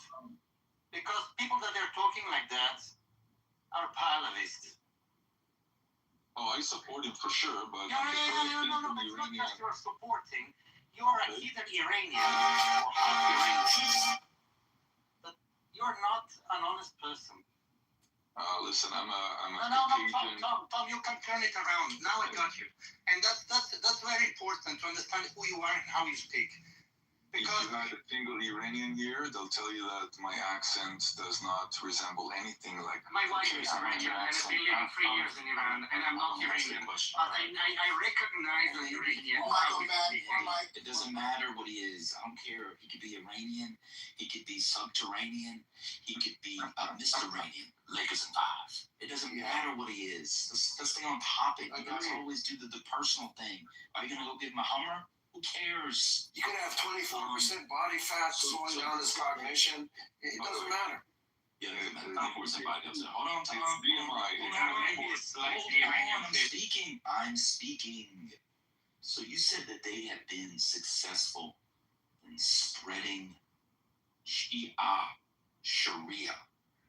And you mentioned the United States as part of that. What are you referring to?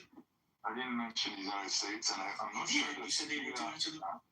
I'm not sure that Sharia is Sharia.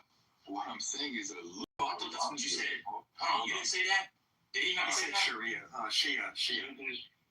No, and I did say Sharia, but what I'm saying is the term might be different. But the point is, listen, Lebanon taken over by Hezbollah, which is a direct proxy for Iran. The Houthis taken over half of Yemen. When did Hezbollah begin? 80s. 1982, July. Why did Hezbollah begin? Technically, as a resistance to the massacre of Sabra and Shatila. Go and We will also put property taxes 25%. We're about everybody that is obstructing traffic. The existence of Hezbollah is Chicago than Iranian. Okay, so when did it become a primary vehicle for Sharia that we have to worry about? You literally said we had to worry about it. I'm in Chicago. I'm about to go get this deep pizza and a big tig cow. What do you mean? What do I have to worry about? I don't see no Sharia around here. I see brown.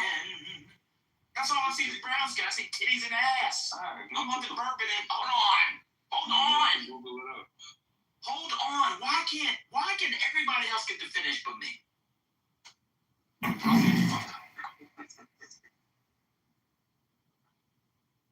If you don't see Sharia spreading, then you need to pay for something called the internet, because there are literally massive communities being governed by Sharia law, including in Texas, and it's the last thing that Israel is communities in Texas being governed by Sharia law because it's unconstitutional. Correct. So name the community. I don't know, dude. I'm on a hammock outside. Okay, and now you're in the fucking goo. I'm tired of the lies. And then you're asking me to prove something. I'm on a hammock. Give me my 24%. Your fat ass needs to get on a treadmill and off the hammock. Damn! You cannot have an honest conversation with these people. There's towns in Texas. Imagine thinking Texas is being governed by Sharia. What counts? I don't know, dude. I'm on a hammock. The hammock is about to break because you're bending the trees with 24% body fat. Get your fat ass up and take a walk. These people with their scripts. There are trans people in here from. Well, am I the only one here who heard that? Yes. Anyone else in here hear that? Yes. Trans people, we don't want to hear it. Take your fat ass somewhere else with that. International law, he brought up trans people. Ben, can I reframe Sharia in Texas? It's cool to have a combo, but come on, man. You can't throw out claims where there's whole communities in Texas that being governed by Sharia. Which ones? I don't know, man. I'm on a hammock. Well, guess what? Khalees is coming over here tonight, and she gonna splash all her milkshake over my face. You got proof of that? I don't know, man. It's just gonna be chocolate all over my face. I just can't make stuff up. Come on, it's hard to have a combo. We have to go through international law. You had the girl come up here, a little 41-year-old, annoying as hell. She got to go through ICJ rulings. Igor has to work through his thick-ass accent to go through law. We asked Tom something. I don't know, bro. I'm on a hammock. I was to hear that shit. I mean, Ben, just to go back to that they were spreading was supporting Assad. Maybe I don't know medical he was a now. dictator. What is best financial advice? He was a religion. Okay, now we have to What how? Like there's a trend lately about people going to Orthodox Jewish communities and United States, you say? talking about. I'll explain what he was talking about. He doesn't want to say it Is explicitly. it made for the Peter? Because I think I understand what Peter! in Shia, there is Peter, how are you, my culture of friend? Shia that says in Armageddon, I don't know if you agree with me or not. The last war or the Armageddon are going to happen, or is going to happen in Palestine between Muslims and whatever it's called, Jewish, the rest of the world, I don't care. But they're trying to spread their ideology because they believe it, to prove that at the end of the days, all of us are going to be like them, Shia, all right? And all of us are going to fight against Jews. If none of us is Shia, then we are on the second part, with the second group, which is the Jewish part. If we are with the Jewish, then we're not with Shia. If we're with Shia, we have to adopt their religion, let's say. This is the same that the same that the Christian Zionists in the United States have. Well, in Christianity, Islam, Shia, Sunnis, they all in Jewish, they all have the same thing. So what are we supposed to do? All right, so we reached the point where there's a group of religious people who believe that people outside the group are not chosen, they're infidels, heretics, possible apostates depending on their relationship. Okay, so we reached that point in the conversation. What can I do with that now to build the conversation? If you're not Shia, you're not, correct or good in God's eyes. All of us are not. There's like one Shia in here. What can we now do? How do we build a conversation from that? Now that you've all come in and told us about the project of Shia fundamentalism, which we all already knew, what can we now do with it? And then I'm going to ask Bruce a question. What can we do with it? That's not the real thing. It's a conversation space. Hold on, Bruce. So, Bruce, in the chat, you said that was Sharia law. I saw people marching in the street. Where was Sharia law? Did somebody get their hands cut off for stealing or committing adultery? I just saw people marching in the street. How's that Sharia law? I just said Sharia law. I said this is what people are trying to do all over. You put Sharia law in London. I'm looking at it. I've screenshot it. So you can, hold on. If you scroll up between Riddy's eyeball, which is belief RJ's bigger, RJ's now, so everything we got is bigger than everybody else. It'd be the first time in his life he had something bigger than him. But now that he's a champion, his eyeballs are bigger than Riddy's eyeballs.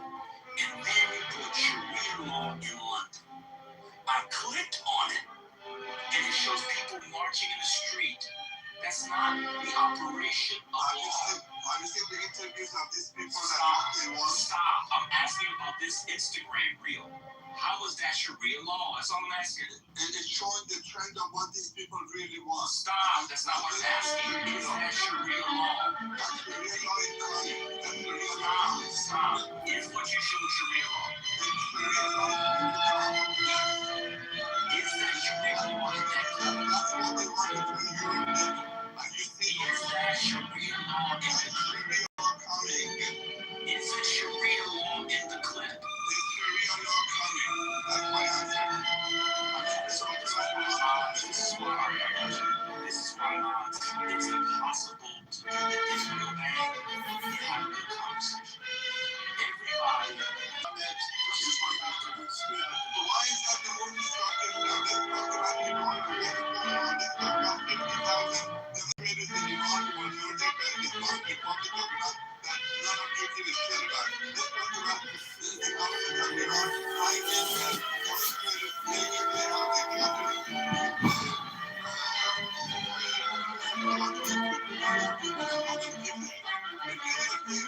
What's happening in Iran, what's happening in Israel, every room in the chat in Clubhouse, everything, we're talking about Israel did this, Israel that.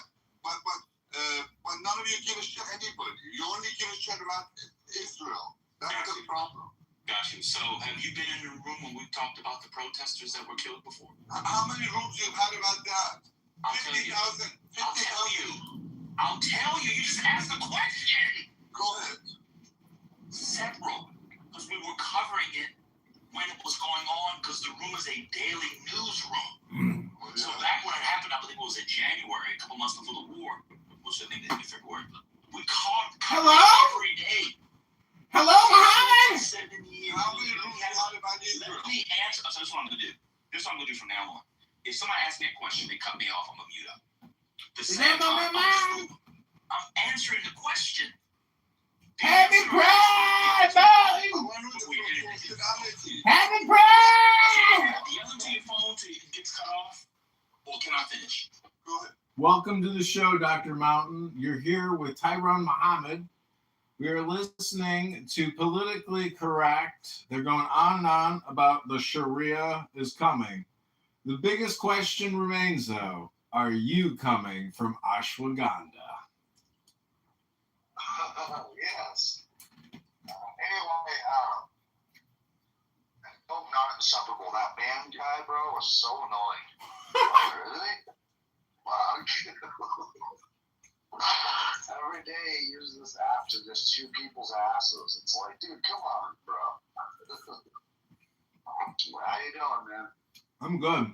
I'm pretty sure that, Ban is like a college professor or something. I'm pretty sure he's here all day long. And so I think he's tripping half the time because he goes off into like these. Yesterday was crazy, bro. He was doing all this like crazy religious talk. It was crazy. I don't know. I heard he does it in his office all day, so. It's probably true. He just uses it to shoot people's asses. He must work from home, though, no? You're kind of cutting out there. I don't know why I can't hear you. Because I have my face down, ass up, and a giant cantaloupe right now. Oh, a cantaloupe? Mm-hmm. Oh, nice. Nice. What are you doing today? Probably gonna make another boat model. I don't know. I kind of got my model refined to where I think those are the one that I want to make. I just changed the windshield a little bit so it looks right. I think this is the model I'm gonna go with. Do you want to see it? Sure. This is the Yakinu. It's my own design. That's pretty cool. That's pretty cool. You PTR'd it? Yeah, I'm going to. I'm trying to get the right picture here. I don't know. Well, here's a side view of it, but I don't know how to do this. What would be the best view here? But yeah, it's pretty sick. It's pretty sick, bro. So you need to work on. I'm not gonna steal it. You need to work on your marketing. Well, what I've been doing is I got a plastic repair to do on Friday, and I tell all the rich people that I'm building boats, and I usually show them my model. Uh-huh. And I've been doing that, and a lot of them are like, hey, man, if you make that, I'll buy that. Oh, if you make that, I think that'll sell really good around Missoula. Mm-hmm. The Northwest. That's kind of what I'm targeting is hunters and anglers. And it's a cross between a kayak, a canoe, a john boat, and a stand-up paddleboard. It's kind of sick. Well, when I say marketing, I mean you have a YouTube account with reels where somebody in, say, Tampa is like, dude, I saw this guy building boats and I'm going to buy one of his boats, bro. And then, your YouTube account, starts getting traction and your Instagram account gets traction. Like, you need to show me videos. Jennifer Davis is here, a congressional candidate. You need to show me videos of, of your content related to boat building. Right. Yeah, I actually had an old YouTube channel. I'm not going to say what it was, but I left off right when I bought my welder. Right when I fucking bought my extrusion welder, I lost access to my channel, and so I'm gonna make a number two channel, and that's what I was gonna do. Like, I used to run long-tail mud motors. That's what I used to run on rivers. And so I buy these Thailand long-tail mud motors, and I put them on my Coleman's canoe, and I would go up and down rivers and shit. I announced to everybody that I was going to be building boats and stuff, and so I bought this, literally left my county job, took my retirement money, bought my extrusion welder for $5,300, bought a hot air welder for $1,000, went off for training in Itasca, Illinois for about $4,000 for a week, which wasn't enough, but I learned my own and got the certification and let everybody know I lost access to my channel. And so I'm kind of on a cliffhanger, so it's gonna be a number two. You know, we're gonna be a number two. But if you wanna, I'll tell you what my YouTube channel is if you wanna see my old content. No, I mean, I'm not gonna search it. You gotta like message me somehow. I can't hear you. It said you gotta like message me. Can you hear me? Yeah, you're kind of cutting out. It's like you're talking through a sock or something here every once in a while. Yeah, I'm a little far away from my mic. You'd be the only person I would tell on Clubhouse because. Oh wow! What a privilege! This is proprietary information. I'm going to go to the bank tomorrow and cash my checks. This is. It's like you're sending money. It's like you're talking to you. It's like you're just sending me money. Wow! Okay. I'm gonna tell you what it is. Wow! I'm gonna tell you what it is. Oh my God! Wait, let me get my notebook. Are you ready? Go ahead, doctor. Go ahead, doctor. It's called Mud Motors Max. Mud Motors Max. My bank account just got a wire transfer with $20,000. I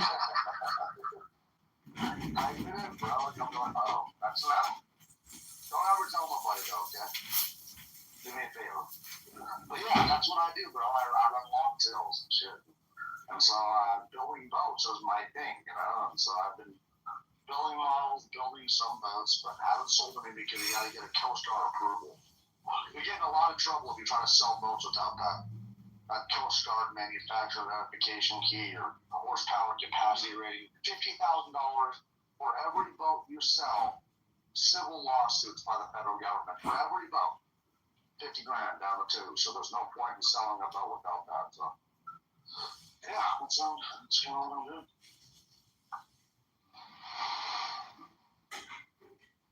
Do you see it, sir?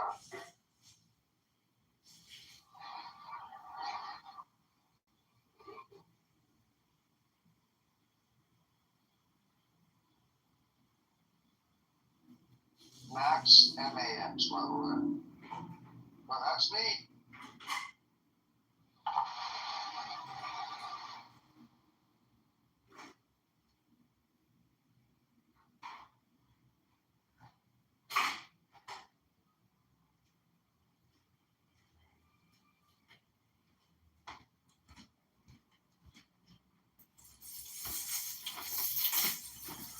All right, well, we've been listening to Ban. We're live on TikTok, and the party just don't stop. We've been talking to a world-famous boat builder and a landscaping architect. This is a talented man with a great brain and a lot of brawn to help do the heavy lifting and get the projects done.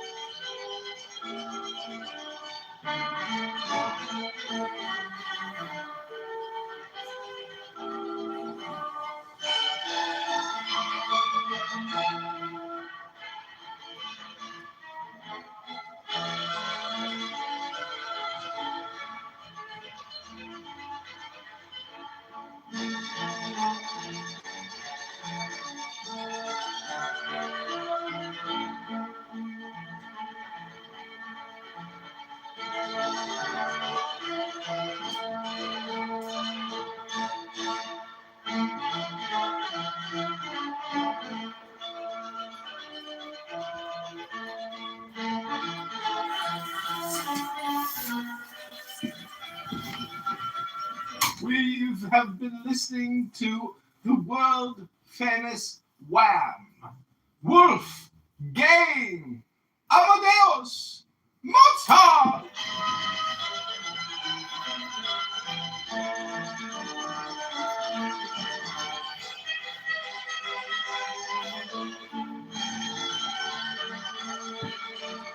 I take you back to our trans pride event here on Clown House with the world famous Bad! I think it should be illegal because I think these people are becoming One second. to these One rules. second. Are the people who observe that then, are they choosing that freely? Usually the husbands choose for the wives, which is my personal problem with it. I'm asking you, well, can the wives leave legally? Are they allowed to leave? I'm not talking about someone being held hostage or captive, but are they allowed to leave? I consider these groups like cults, so they can technically leave, but none of them do. Okay, right. So if that then is allowed under our Constitution, and these are civil matters and family matters, shout out to Steve Urkel if you take the cool juice. Steve Urkel? Hi, everybody!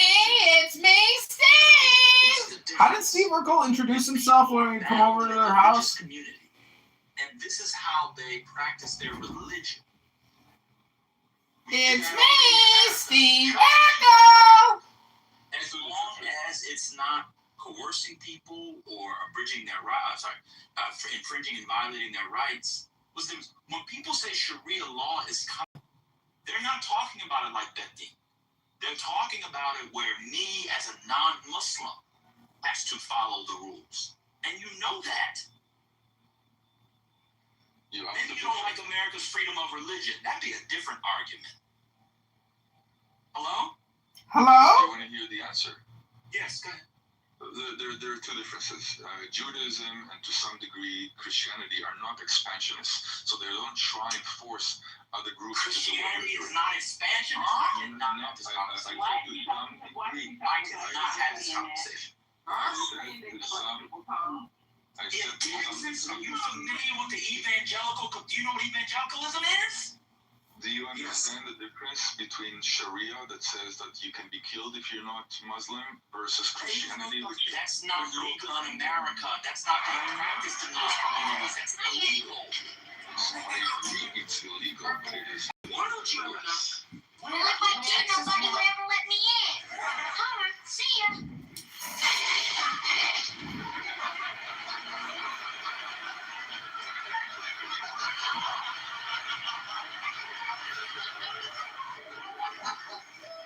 Did I do that? Hi, girl. Don't you think you want to stop calling me Mr. Winslow? Yeah, that's what my parents Herb and Diane tell me. Where's Laura? She's gone for the day. Oh, I'll wait.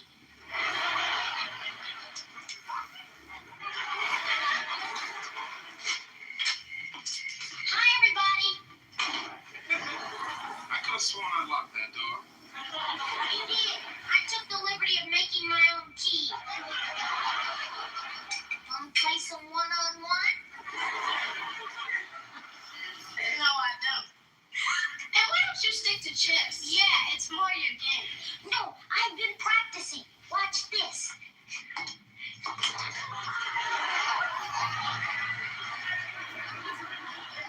Did I do that? Ready or not, here I come. That shower running doesn't fool me, Laura.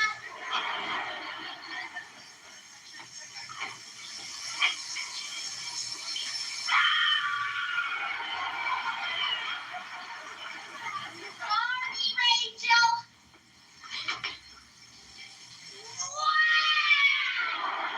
Laura's upstairs. Yeah, I know. I just called her. Boy, nobody slams a phone down like Laura.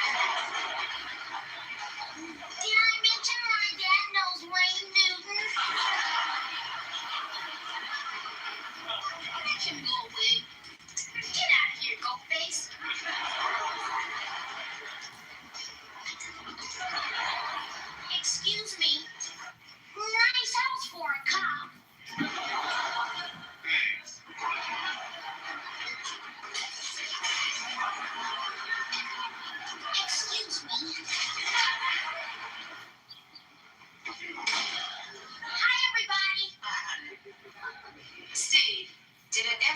to you that when the door is closed, we're trying to keep unwanted people out.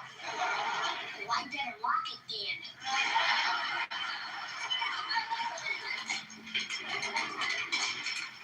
Hi, Laura. You busy? I get it, Steve. I don't even have time to be me. Maybe I'll stay a while. Can I help? Yeah. You got another one we can use, Chief? Sure. You can use mine for free. All I ask is for Laura's hand in marriage. Okay, now what's this way, please? Don't put it near the kitchen or the bathroom, okay? Oui, Monsieur Rocket. I hate the sound of flushing while I'm eating. Don't you, my pet? You punch somebody. Excuse him, Mom.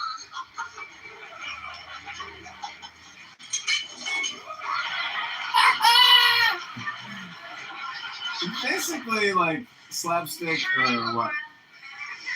Clown comedy. Everything is like from. Go home. I can't. It's my parents' bridge night, and I'm not allowed near their friends. Hi, Laura, my little photogenic fox. It's that time of year again. The day everybody exchanges their school pictures. Sorry, I don't think I can spare one, Steve. I only have 144. Oh, I understand. I'll just stick around and stare at the real thing. Steve, what are you doing here? I come here 3 or 4 times a week. Oh, sort of like a second home. Oh, no, Carl, that would be your place. You're not going to eat that, are you, Carl? What's that supposed to mean? Do you know what's in that baby? Guar gum, red dye number 5, and enough cholesterol to clog up your arteries like a drain full of greasy hair. Once again, you've come between me and the things that I love. Works every time. I found your problem. Your shielded cable is crossed with your power line, but don't worry, I fixed it. All right, let her rip, Carl.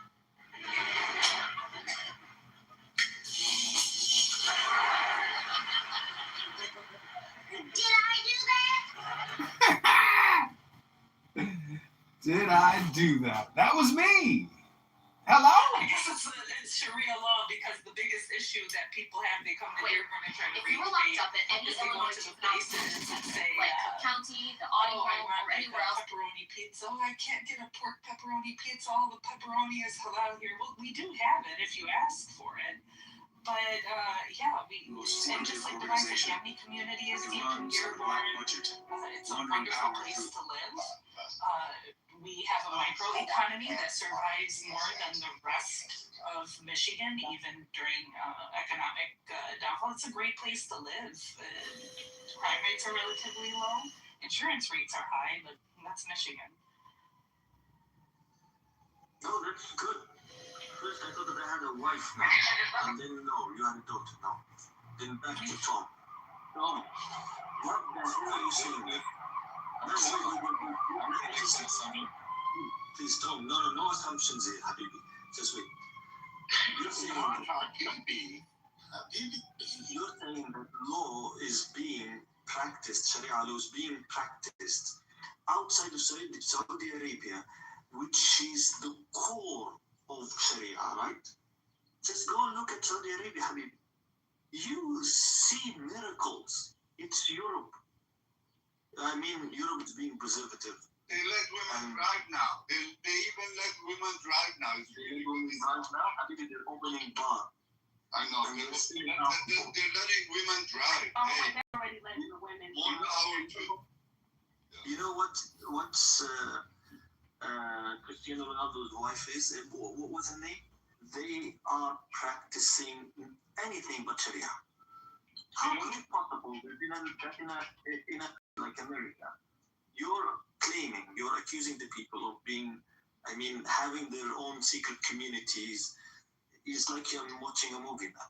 No, we're worried about 9-year-olds getting married in Iran, Iraq, Afghanistan, and other Islamic countries. That's what we're worried about. Well, you know, We're not worried about the situation. You were stationed in those areas for 30 years. And so you still worried? What? Come on. Anyway, I feel like the main problem is anytime somebody who is not a certain group can just freaking eat the food that they're supposed to eat, then everyone is crying about Sharia law. Or if somebody is voluntarily abiding by their faith and dressing a particular way, oh, it's Sharia law. I don't think nobody cover up in America. Are you okay? No, that's not what we're worried about. The only reason why somebody decides to do it is because they understand why they want to do it. No, we're worried about honor killing. Everybody else who gets forced. I have a question, Chuck. Can I finish speaking? You asked the question. Yeah, I want to say something. Sorry. Right, and especially because some of y'all are so sexist, and you really need to get out of that. But I'm just saying, you can't force that in the United States. Are y'all okay? People in the United States are not y'all. Like, whatever your little home countries are, like, that's not us. We don't have to, like, be worried about that kind of stuff. Not if yet. y'all enforce that, well, there is no not yet. You can't use your mentality into someone else. You can't do it. Y'all tried. The FBI tried into different mosques and things like that and tried to get people to be extremists. And guess what we did? We called the FBI and turned them in because we don't play that. We're not y'all. Good. I'm glad you're like that. Well, I'm not worried about whether or not you're or not. Good. I'm not trying to impress you. Yeah. What I'm telling you is that how the human brain works is not that you get to just wave a fucking wand and all of a sudden people are just Shia, who are minorities. That's crazy. There's been a lot of honor killing in Europe by people coming from Pakistan and other countries who are not used to this culture. We want to make sure that it doesn't happen. Honor killing in America. And it doesn't matter their faith. There's a lot of dishonor killing here. So nobody cares. So you're okay with it, good. A lot of women in the United States are killed by their partners when they cheat. Thank you. Killing people for blasphemy. That's what we're worried about. For killing for blasphemy. Bruce, one second. Tell me a country in Europe that had a honor killing. Thank you. You haven't seen people come to Pakistan and murdering their own daughters because they needed the boy? Where that was in London. Can you provide the link? Oh, yeah, I'll find for you. Sure. Thank you. You know, I'm just trying to figure out how and why, like, this makes sense to, like, why are you speaking to Americans about this? This is strange to me, especially black people.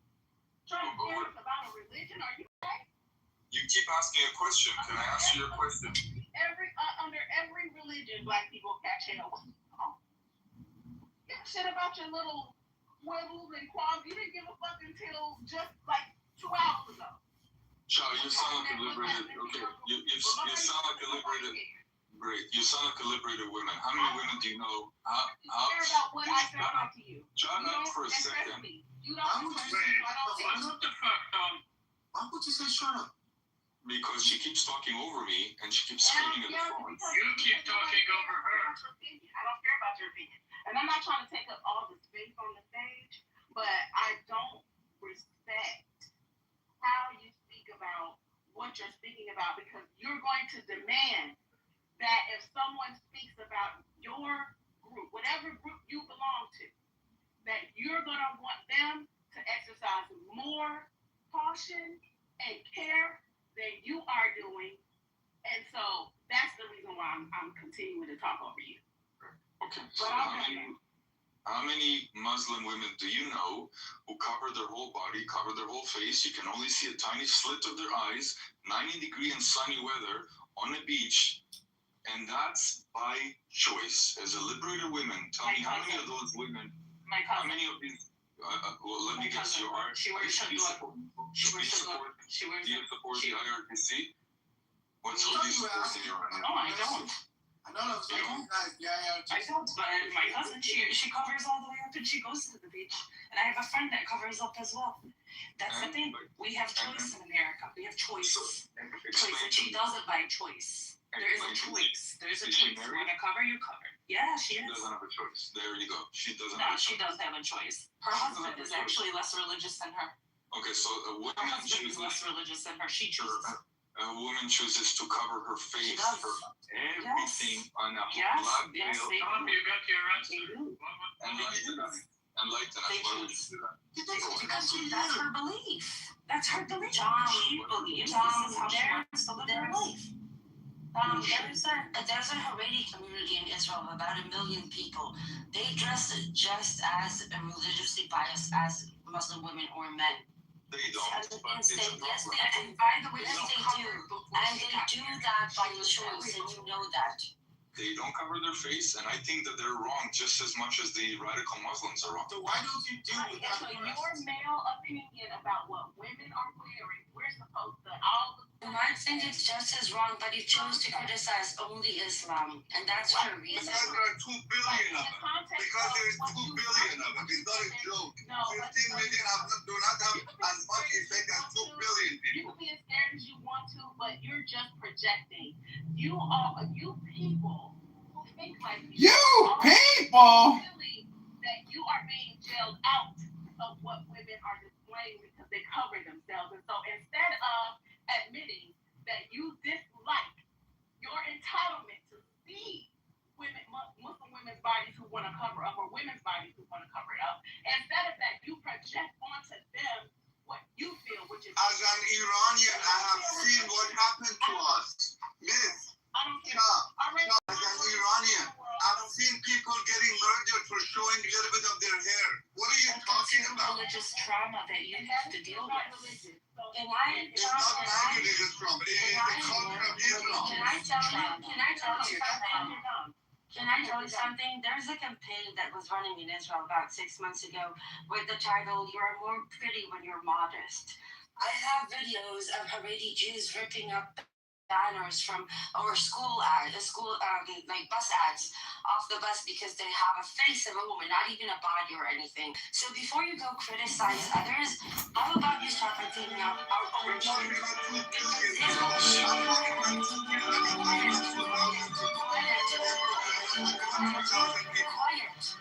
Quiet. There is a legitimate problem. And it doesn't matter which religion it is. And the fact that you choose to shut up, I'm not talking to you. And the very fact that you choose to criticize, Islam, and Tom, this is to you, but you shut up. See Chicago mayoral candidate John Kitover running on February 23rd, 2027 against Brandon Johnson, Alexei Giannopoulos, Susa Mendoza, la comunista de feminista de la ciudad de Chicago. Yo necesito tu votar para mí, el mejor y un maestro. We need to share this video, like this video. Together we will defeat the liberal, elite, intellectual, progressive Democrats, the pluralists, the LGBTQ, the CRT, the DEI, the BLM, all of it. Affirmative action. It's all a lie. Just like affordability. You can't spend billions to fix a problem that you spend trillions on. It's called inflation. Hello?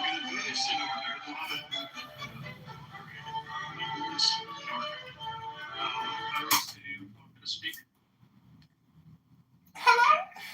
Let's go to Muhammad. Then, who wants to I will go after if it's possible. Okay, Mr. Rose, then we're going to come back to me. Then we'll choose. Can I go after Ambrose? Yes. Muhammad, Ambrose, Bruce. Go ahead, Muhammad. Thank you. Now, for what Tom was saying, I've never seen it. I live in Libya, and I have been to Egypt. I've never seen it there in Egypt. I've never seen it in Libya. What was he talking about him and Bruce, about being, some people were killed? Actually, there are internal conflicts between Shia and Sunnah, and mostly Shia are killing Sunnah in Iran. And you can say vice versa, I don't care. But this is the truth that's happening there. I don't know if Bruce agrees or not. But about the communities that are happening outside, I mean in Europe. Or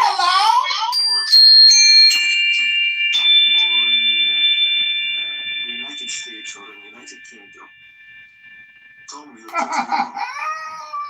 I don't agree with that. And I don't see it on ground.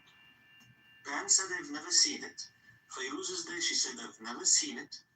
I've never seen it on the news. I've never seen it among my friends, because my friends live, most of my friends are from the UK. They live there. I've never seen it there. And I told you I've been to Egypt, Jordan, and I live in Libya. It never happened. Never. The only truth is Shia are killing Sunnah, and you can see it there. You can see it in Iran now. You've seen it in Iraq, and ISIS was a retaliation of that, because Shias were killing Sunnah in Iran, they were killing Sunnah in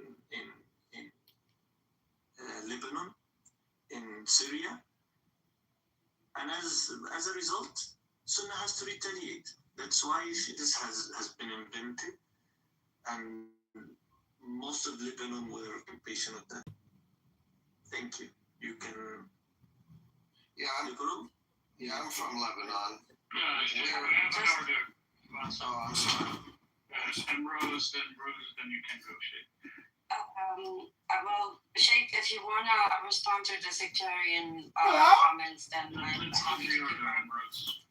Okay, well, Muhammad, I know you're Palestinian, and this makes it more difficult for me, but I totally disavow the claims against Shia. I think that is a very, very nefarious sectarianism. But back to the point. The problem is not Judaism or Islam or Christianity or anything. The problem is institutionalized religion. We can see a pattern. Every country that doesn't separate church and state falls into this extremism, fundamentalism mindset eventually.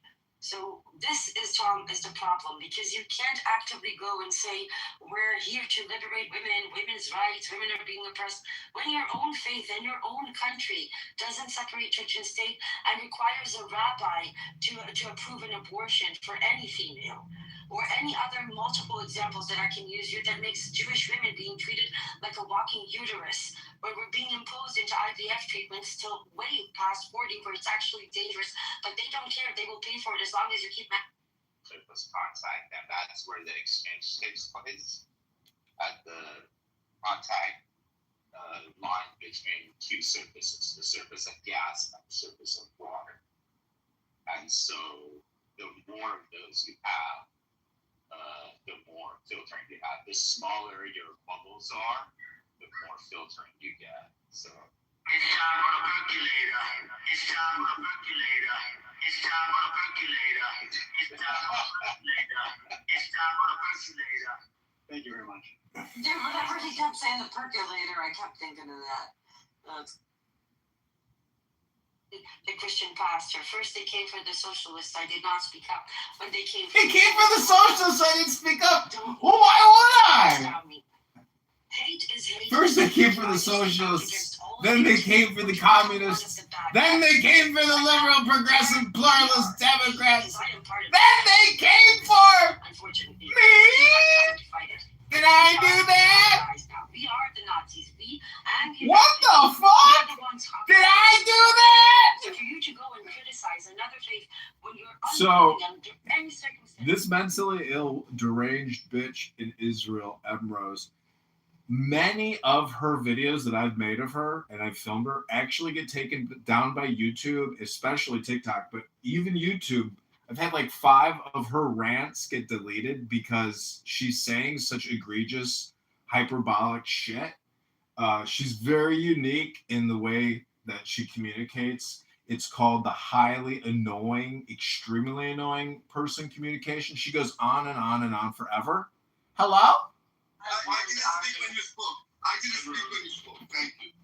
Thank you. are bullshit. They all started as savages, and religions were all savages, but Christianity and Judaism have evolved. Salina, girl, my number one commentary, señorita, me encántate. Vámonos a una vacaciones a la playa. If she doesn't listen, separate your bed. If she doesn't listen, then beat the shit out of her. Okay? What the fuck?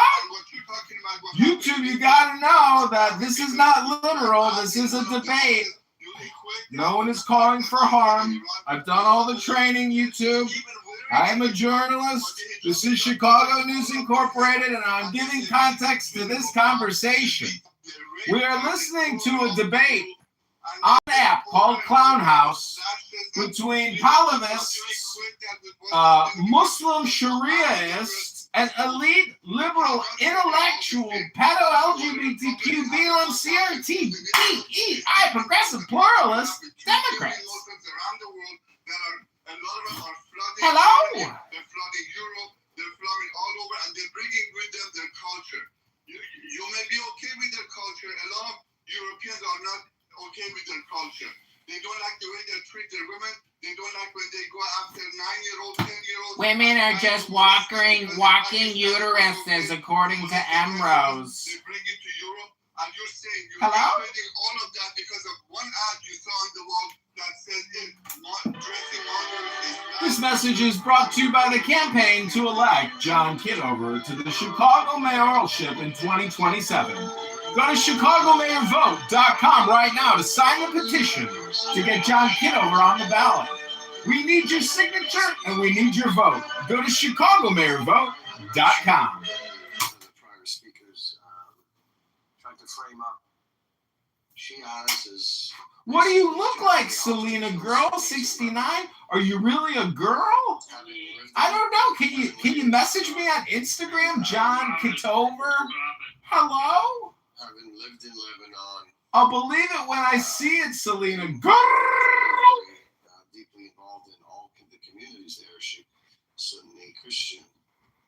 I don't know what he's talking. I don't know if he's talking about the Civil War, which ended in the 90s, or if he's talking about today. But one thing I do know is this kind of villainizing of Shias goes absolutely nowhere. That's all. Okay, Ali, go ahead. Who hasn't spoken? Kay, we'll go to you. Fairuz can wrap up the segment maybe, and we have to end this at least banging that it's full of rhetoric and bad content. So I'm just going to give two simple sentences for you. How these people are demonizing Iranians and I don't know, Eastern people in general. It's exactly like how they treat Iranian national team in the United States right now. So it's no different. It's at the very same level unfair thing. So don't believe these guys and just let them go. That's the whole thing I would like to say. Okay, Kay, you haven't spoken. Do you have something to add? Hello? Okay, Fairuz, do you have anything to say? No, just to wrap this up, you're speaking about it as if it's an endemic issue within the community. It is not an endemic issue. Women are thrown over the roof.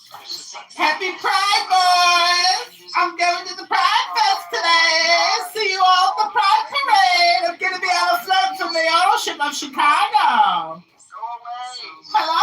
I'm going to get me a wash off with some warm water and wash your neck, Dr. Adams. I'm going to wash your neck.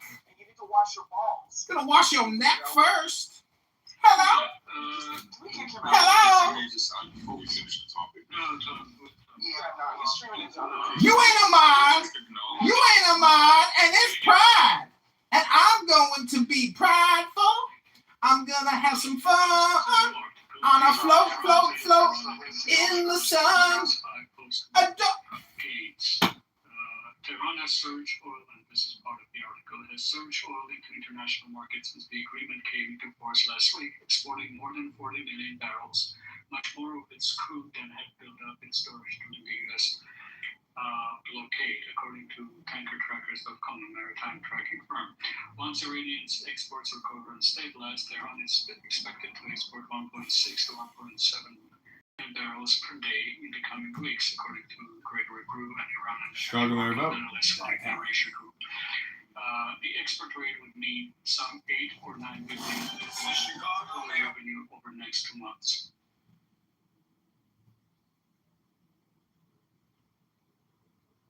Do we have other topics? Anything that is contemporary, breaking news related?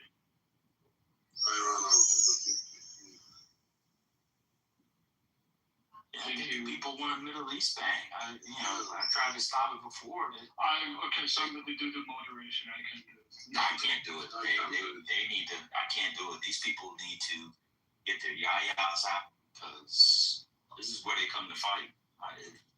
They got up. I tried to stop it, and now we're done. Well, we listen to a news clip, and then we do breaking news and talk about stuff, but Tom went and threw the bat signal in, and everybody came in, and Bruce threw his bat signal in, and everybody so it's hard to... Personally, I came in because of the title. Okay, well, now that you know that it doesn't have to be Middle East banging, you can leave even with the title. Y'all act like the title is not some super magnet that the Joker developed so that the Batmobile could make its way through Gotham. You can just leave. It's a title in a free app. If the title said, give me titty pics, would you also come in and stay? And just leave if it was just a title.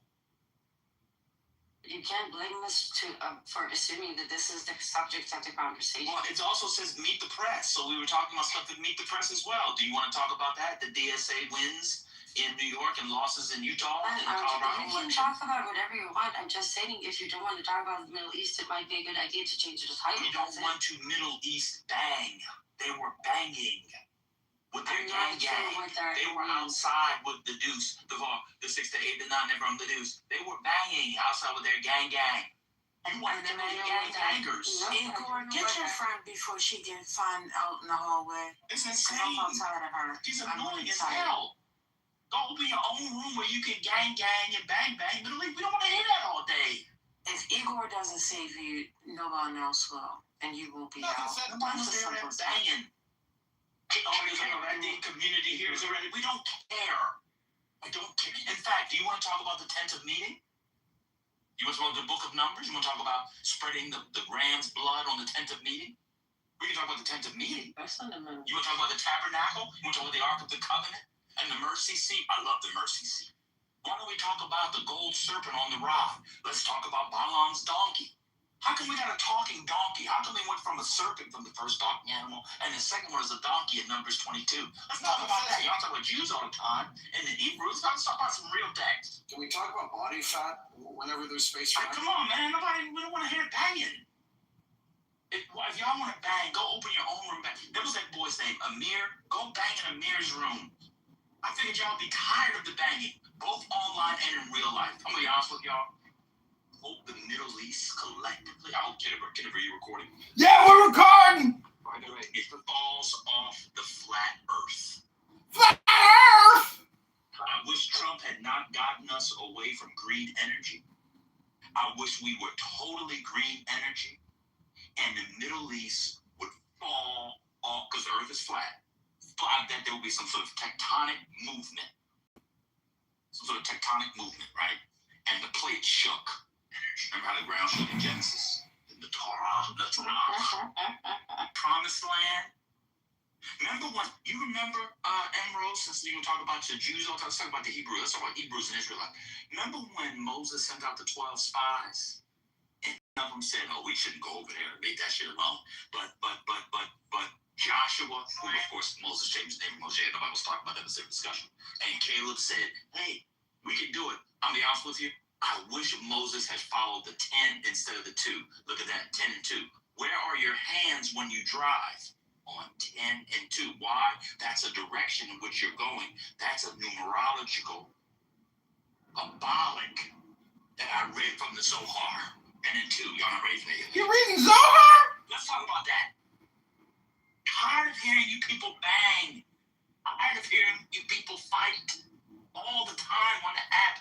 life. It's boring. We are sick of it. A shithole part of the earth runs the earth. I wish y'all was as irrelevant as Kashmir, which, by the way, is also a fucking mess. God damn, I'm tired of hearing y'all bang.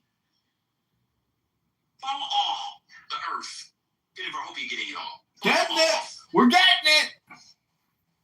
I wish I could look up at the golden serpent that Moses constructed, and when I looked up, it would fall, or even better. I wish, like he did to the people who were questioning Moses' leadership, God would just open the earth and have the Middle East just fall through the hole in the earth. I heard he did it once in the book of Numbers. Just fall into the earth. You're not good at peace. You're not good at geopolitics. And you're not good at soccer either. It'd be one thing if y'all would be good in the World Cup. Your team's sucking in the World Cup too. You offer nothing but strife and headache. Sick of it. Damn, he's roasting Emrose. Damn, he roasted Emrose. Well, Trump just called. We're cooking with bad and politically correct. If we want to change the subject. He also said he'll be the best. Elections. He also said he'll be the best communist dictator, or something to the effect. We have elections going on right now, and they're not looking very good for the Republicans. So Trump is starting. You're starting to interrupt again. I can't moderate this stage. We had a president not going in order. Please respect other speakers. Yeah, so it looks like he's feeling the heat, and now he's going on a rhetoric campaign. He's changed his focus a little bit.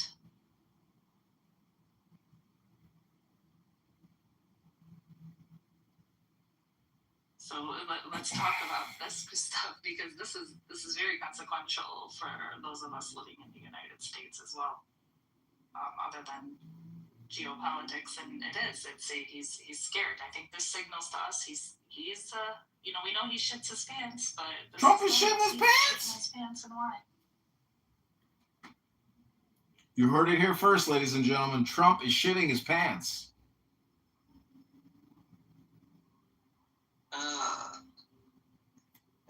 Does anyone here knows what is going to happen to us in Libya? This is John Kitover, Chicago mayoral candidate, running in the February 23rd, 2027 election against Brandon Johnson, the elite, liberal, progressive, pluralist, communist, socialist thief, stealing billions from Chicago pensions, Chicago taxpayers, and homeowners. Property taxes are through the roof and only going up. The CTU mafia controls our property taxes. The pensions are eating up all the budget. The interest expense is eating up all of the budget. There's nothing left for you and me. We are tax slaves. But together, we will liberate this city. We will file for federal bankruptcy.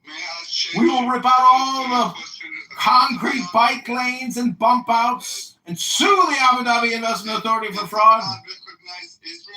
I will cut property taxes 25% day one by mayoral decree. I have to research that. And home rule legislation. We're listening to Politically Correct, an elite liberal socialist hangout for progressives and pluralists celebrating their pride. If anyone has read the article about institutions of higher learning trying to gain more public trust. Anybody read that? I was just reading it right now. I mean, now they're recognizing this. It's been a long time. People have been losing their trust in the public institution for a very, very, very long time.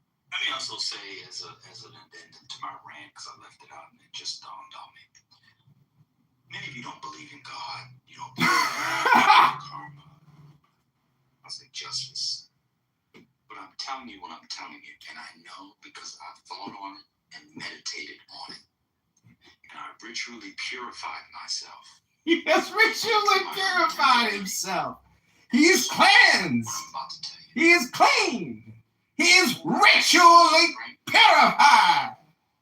In the UK, the fact that that country is an economic, cultural, and political shithole has everything to do with the fact that where we are right now is because of the British.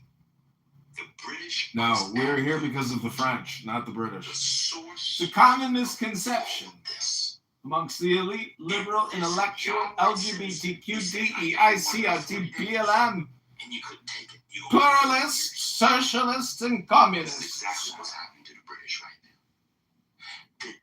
The GDP of that country outside of London is worse than the poorest state in America, Mississippi, Louisiana. Let me say it again. Outside of London, that country's GDP in their cities is lower than Mississippi, Oklahoma, and other American shitholes. This is the kind of Egypt T22. Isn't all of this is British? Your farmer was going to be your dentistry. It turns out it's your economy. It's exhausting. When I was a boy, all you heard, peace in the Middle East, peace in the Middle East, peace in the Middle East, peace. Again, Chicago mayoral candidate John Kitover running in the February 23rd, 2027 election against Brandon Johnson, the communist thief. We're on a conference call with the Brandon Johnson administration internal staff. Listen in. These are elite, liberal, progressive, pluralist, socialist, communist Democrats spreading their LGBTQ, CRT, DEI, affirmative action everywhere they go upon the face of the flat earth. Starbucks to get a quadruple shot. We're discussing the affordability crisis and why no one can afford their rent and their groceries and their gasoline, their entertainment. Everyone is in debt. Hello? Looting, killing. It is insane. Take it to the tent of meeting. Take it to the tent of meeting to purify and cleanse yourself. It's going to come back on them until they do right by the world. And they got it. I'm done. Come on. Come on, Feely. Oh, Selena Girl's very old. Damn, Selena Girl's like 65, 85. Well, Selena Girl. Yes, I'm getting a quadruple shot, 4-shot iced Americano to calm my nerves. Calm your nerves, Sam. I was working. Isaiah. Games later today. I'm going to enjoy myself. Hello? Children at swimming all day, friends, you know, they have the kids. I don't have real kids, so they do play dates. So they're doing their thing. I had a day to myself. I'm going to work, enjoy myself. I have to listen to Israel banging from the same people. 6 people. Roast them, cook them, ready for the barbecue. Ambrose. Over again. Again and again and again. Peace in the Middle East. Peace in the Middle East. Peace in the Middle East. Peace in the Middle East. That's all we heard. I'm going to be honest with you. I could probably draw Yasser Arafat from memory. He was on the news all the time. This is Bernard Shaw reporting. Cook them up, man. What's for the appetizer? Oh, thank you, Bernard. You look good as a middle-class Negro with that mustache. We're just reporting Yasser Arafat is... Hot dog rolls and bacon? Weren't y'all exhausted yelling with each other? Bang it up, cook it up, and roast it up. Hello? Later on, and he'll be spitting all over the phone. Hello? Go talk about the scriptures. Talk about a movie. Go talk about 25-year-old women who aren't married. I had another topic for a little while. What's your favorite color in the system? What's your favorite position color? Find something to do.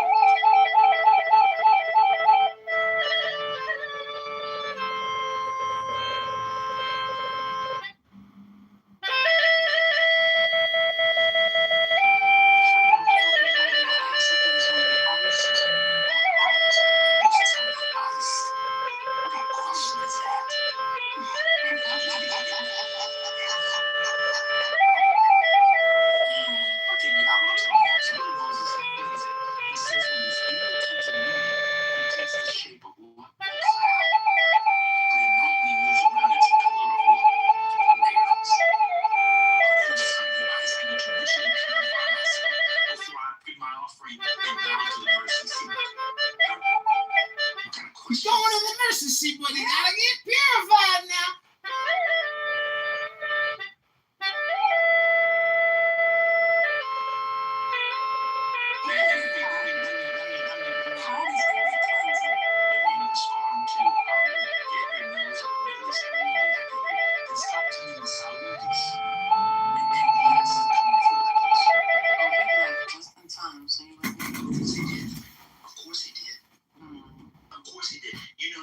People blame America for everything, but it takes two, baby.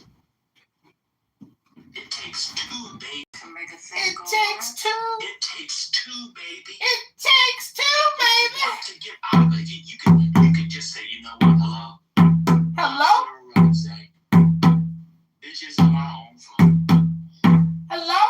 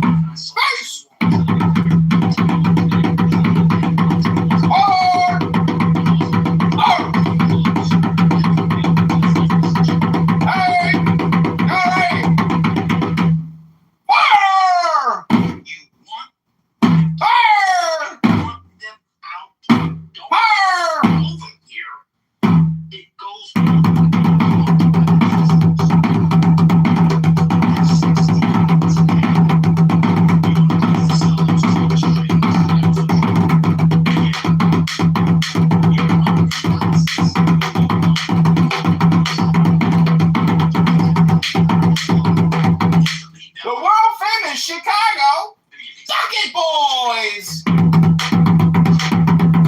Got any change? Got any change? Deep dish pizza. No Malnati's.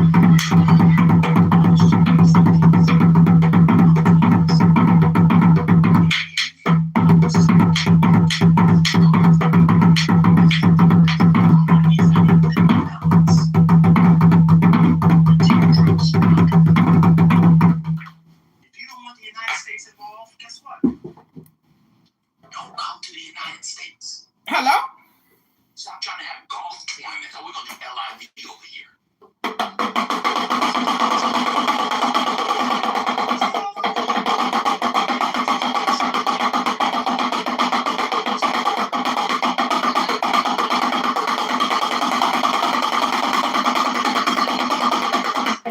Never had one lesson. Hello? Titties matter, man. You don't have these things. I especially those Hang low like you. confident. Them things hang low like you about to collect Medicare. You didn't put all this when I missed.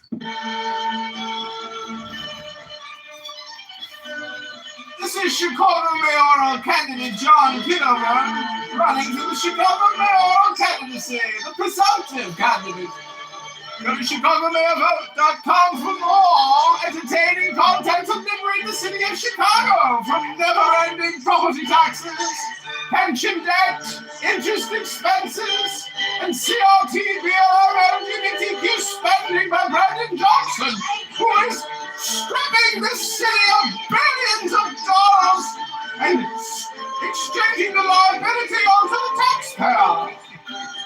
There's no free lunch, sir. Someone's got to pay for your theft.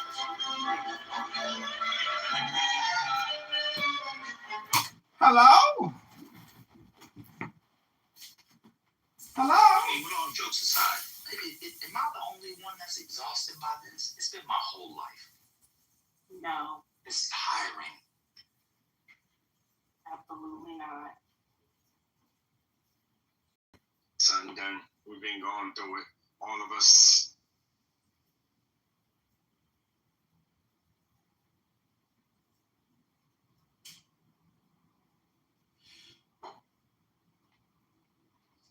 I wonder how much money. Wait, Bruce, hold on. Let's Bruce. I agree with you. I agree with everything you said for the past 20 minutes or so. Wait, you also believe that tickets for $45 to get reached? You agree with that? I'm not so brave to go to that there. So that's a beautiful picture, though.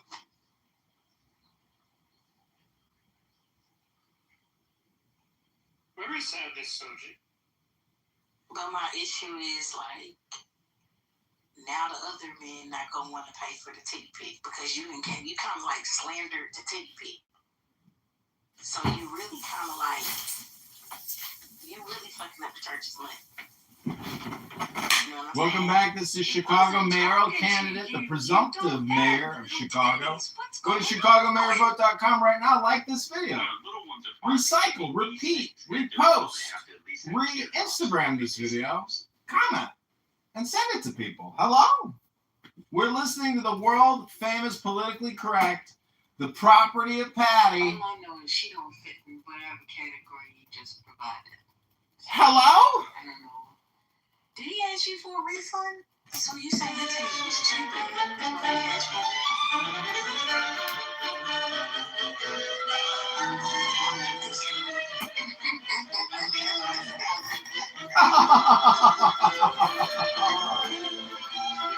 The city's $80 billion in debt, paying $175 million a month in interest expense to the banks. To BOA, the #1 lender in Chicago. Good afternoon, Mr. Rambo. I'm just laughing background. You got me cracking up. Funny bunch here. Funny bunch. Happy Saturday. Bunches of who? Happy Pride Day! Happy Pride Month, everybody! See everybody at the Pride Parade! Fucking damage. Yo. Alright, I'm going back from you. Peace and space. So they gave me in the chat, it's a YouTube playlist. Oh yeah, I saw you put a YouTube in the chat, but I didn't know what it was. So anyway, those are the songs that, those are the pieces of music. Let me link into the news. Let me tell you one thing.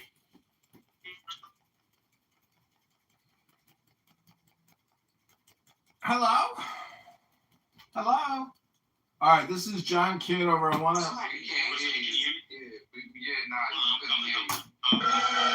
to thank you for coming. Like this video. Go to ChicagoMayorVote.com. Health, wealth, love, peace of mind, happiness, and strength to you. The greater your strength, the greater thou joy shall be. Love is the law. Love under will. The joy of the world is strength. Hello? Go to ChicagoMayorVote.com. Like, share, subscribe right now. Day number 1, we will cut property taxes 25%. Day number 2, we will rip out all the concrete bike lanes. Sue the Abu Dhabi Investment Authority. Whose streets? Our streets. Whose streets? Our streets. Whose free parking? Our free parking. Poor. Let me tell you what's tiring about it. Donald Trump, remember you getting this? I got it. Orange Julius the First, Cheeto Lady the Great, has an MOU. Is it ass? Absolutely. But it is an MOU. You have the other GCC countries decide mutual protection, economic, the beginning, albeit a very distant beginning, of some sort. This is Ben talking about the Iran Neoliberal shit MOU. came in here after having some exotic meat, saucisson of rabbit, an espresso, and Thomas Jefferson's famous Madeira, and said, Madeira? this is not going to hold because Israel and Hezbollah are going to continue to fight and shoot, so none of it is going to hold, and it's never going to work. Igor came in here. No, it's not. Igor came in here. It's not going. No, you said I hope it works, but Israel won't agree. Igor came in here, made it more of an accent chamber. Yes, I believe it's not going to work because of Israel and so forth and so on. And I prayed. I went to the tabernacle. Guess what? It didn't last a week. It did not last a week. Well, you didn't purify yourself correctly. You didn't purify yourself correctly. You gotta get in the mikvah. Hello? You can't just look at it. You gotta go in it. Hello? Let me say it again. There was a drone attack on Bahrain last night. No. You angry. I can't argue with you. You angry. I ain't gonna argue with you. All right, this is ChicagoMayorVote.com. I hope you enjoyed it. Hit the like button, leave a comment. Go to ChicagoMayorVote.com, everybody. It's tiring. A drone swarm. What did God say about eating animals that swarms? It don't eat them. Tired of the swarms. It's unclean. I cannot be I cannot be the only person who is exhausted. I am exhausted. People walked around in middle school. Brandon Johnson. When I was in middle school, some of y'all went to junior high because you were old. Some of y'all think I'm old, but we didn't have junior. I'm not that old like y'all. Just because I sound old and well-read doesn't mean I'm old. People walked around in high school, Liberal, progressive, and middle school, communist, with T-shirts on, with peace signs in a little circle. Walking around, hey man, what's up? Peace. You wore your little your crisscross shorts on because you were cool. You're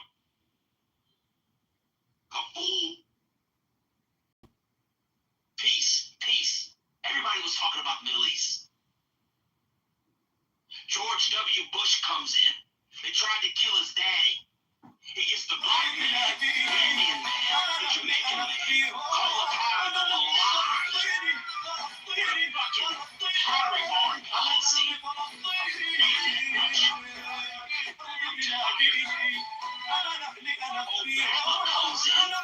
Sharia now. Falafel tomorrow. All kinds of shit. That's not Middle East, but you take the point. Syria. Obama was a disaster. Tired of it. Tired of it. Trump comes in, chills out, kills Soleimani, chills out. I give Trump credit for the first year. He did some fuck shit with the Yemenis and the Houthis for Saudi, but I understand, Biden comes in. Thank God Biden was half dead. Then you get October 7th, we back on fuck shit again. Hey, buddy. Trump decided I gotta make a war because I got the Doha. I'm gonna get the Ayatollah technology. I think we should define fun. Now he's bored with it. Anything you say, Siegel. This is like old pussy. I don't want to hit it no more. Doesn't know who I am. It's good. I love you. Almost have me going that way.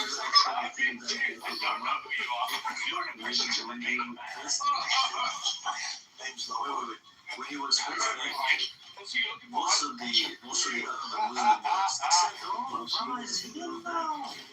You know why? Because his parents or his grandparents are Muslims. He's going to help us. It turns out the other way around. What a deep shit, man. Not deep shit. Look, actually, Hey, buddy. I will. Just you back here as the rest of the. I will give Van Goat credit for one thing because he's a man of his word. The man drives an EV, right? And so anybody that drives an EV is actually trying to solve the problem. The only reason you guys care about the Middle East is oil. It's the only reason we cared about it for the last 40-something years. It has all been about oil. Most of the war in that region has been either perpetuated by the British or the Americans for oil. I mean, and so if you want there to be peace, doing your part and moving to an electric car is actually what you should do. Now, I'll be honest with you. I don't have an EV yet. I will at some point. But I've got friends who have said the same thing. Why can't we have peace in the Middle East? Peace in the Middle East. I was at a friend's house a couple of weeks ago, and I look over in his driveway, and I'm like, you drive a 24 Escalade with a V8 that gets about 16 miles a gallon at the best. Fucking bro. That's why you don't have peace in the Middle East, right?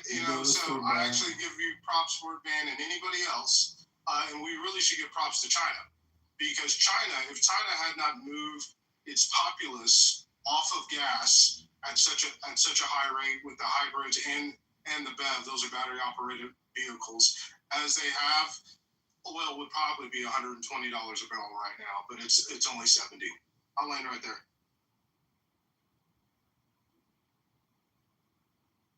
And that is why I'm investing Bro, you gotta start writing that into ads. Chinese appliance manufacturers, specifically induction stovetop manufacturers.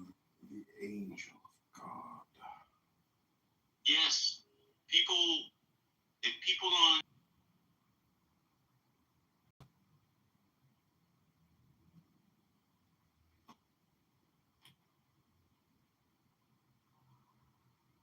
The silver lining in all of this is that green transformation for the world, the next quote-unquote green industrial revolution, it's going to happen faster.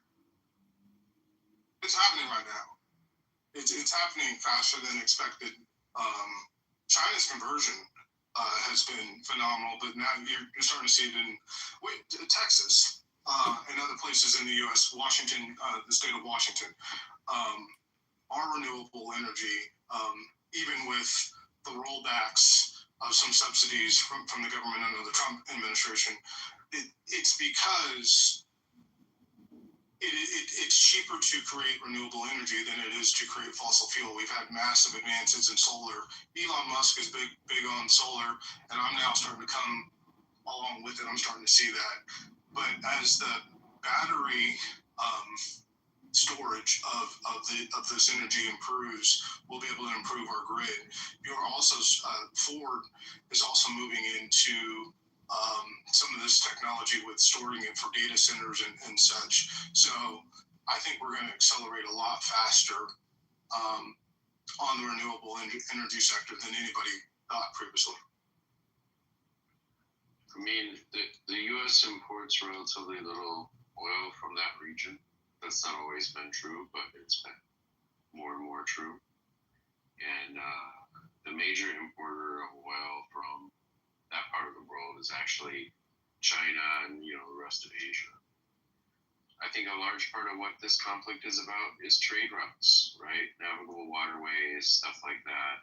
Even if we don't need any oil from them, they're still going to create problems for us. It's not about the consumption. A lot of it's about one technology and the ubiquity of the technology and being able to quote scale, as people on this app like to say, so it becomes cheaper. But also it's about the fact that oil is traded on global markets via arbitrage. And so the United States might be less and less dependent on it. But China also sees the light. So for as much as China is importing, I think of their energy sources, it's either second or third. I believe coal is the most, and then it might be renewable energy. I think it's that, and then maybe oil, right? So all I'm saying is that lots of what we see is a result of, being reliant on either through markets, use, or whatever, the stuff in the ground, that part of the world. I'm not interested.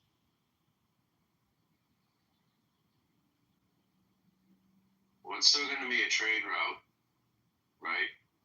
I mean, that's a big part of why why that part of the world has been historically important. You know, before human societies used oil, that was still a crossroads, and it still is weirdly for sea stuff, even though it used to be crossroads on land. Well, I mean, to some degree, but I don't think well, the man you voted for made the trade route part of it worse. Well, look, I just don't know about that either of your comments. I mean, if you look at the Biden DOJ, that region is important, and that's why conflict there creates problems for us. And I don't know that we can avoid that simply by avoiding using fossil. See, Jason, you don't understand that the reduction of global demand. Stop lying to people. Good to see Jason Dusek. Like, what's it ever good to see Jason Dusek? Y'all gotta stop lying to people. Well, I'm being cordial, I guess. Yeah, I like white folks, so it's good to see you, Jason. What do you mean by the reduction? You don't see that the correlation of the reduction of the global oil demand could reduce the need for oil out of the Middle East? Is that what I don't get it? No, I'm saying it doesn't create a situation where problems there are not a problem for us. That area is a crossroads. It is important from a security standpoint for multiple reasons. And conflict there, it would be a problem for us even if there were no oil in the Middle East. Okay? Not like this. That's not true at all. That is simply not true. The American wars, from the first Gulf War, the one with Kuwait, a lot of this stuff turns on oil. Come on, man. You guys are being disingenuous now. I know you have to be a Republican and justify your vote for Trump, Mr. No New Wars that took you to war. But come on, let's be a little bit honest, at least for 10 minutes. This is crazy. And Jason, I'm serious. I'm going to agree with Goat on that. I swing both ways. But I don't call it a retarded statement. I don't have any other word for it. Come on, Trent. Bob, you swing both ways. What are you doing, we can disagree then, but I think it has more to do. That's what I was saying. When I say I swing, I'm talking about Republican and Democrat, and independent and conservative, whatever you call it. So I understand. Talking about men and women? No, I'm not talking about men and women. Let that man swing. Go ahead, swing. Yeah, let me swing. Shit, my wife listening. No, but in all seriousness, like, I feel where you're coming from, Jason. But I agree with Van. If we really, the straight really doesn't affect us, and even more so because of Venezuela, by the way, which is producing 2 million barrels per day, like I said it would be, like my folks in Houston told me it would. But I'll digress. We won't go there right now. But our oil production now, our oil demand now, I think is about 20 barrels a day. It's up from 18 million barrels a day. China has reduced their oil demand by about 5%. I don't know what their demand per day is. But if we had where I disagree with the administration is oil and conflict, and wouldn't have to spend $1.5 trillion on fucking defense, trying to defend the world and the arms trade. And BIA, which is a new team. You know that the shell of the airport, the top is steel structure, the roof itself. We used to import steel structure in a container from China for $2,500. Guess how much is it today? Can somebody guess? 5? 8. And you can't import it because of timeline. We have to import it through the land. It has to be shipped on a container, on a trolleys or whatever you call it. It's crazy. Yeah, I know we're kind of debating reality. The Strait of Hormuz closure clearly affected the futures market on oil, clearly affected the inflation in the United States, clearly affected many metrics in the United States, right? Whether I agree that the Strait of Hormuz is, whether there is oil and whether there isn't oil, is an important trade route. I agree with that, but there is a significant exposure to oil currently as it stands today, which transition to a greener economy would lessen that exposure, wouldn't it? That's just energy self-sufficiency that every president wants. Well, maybe except Trump. Yeah, I mean, both of these things can be true at the same time. Right?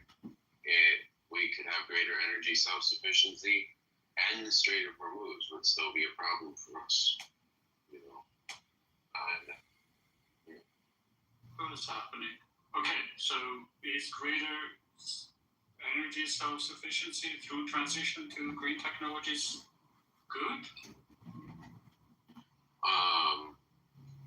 It can be certainly through the right choice of those things, but nevertheless, Central Asia will be strategically important, and in order to maintain the maritime order that makes the world so much better than it does, the U.S. will have to continue to dominate Central Asia.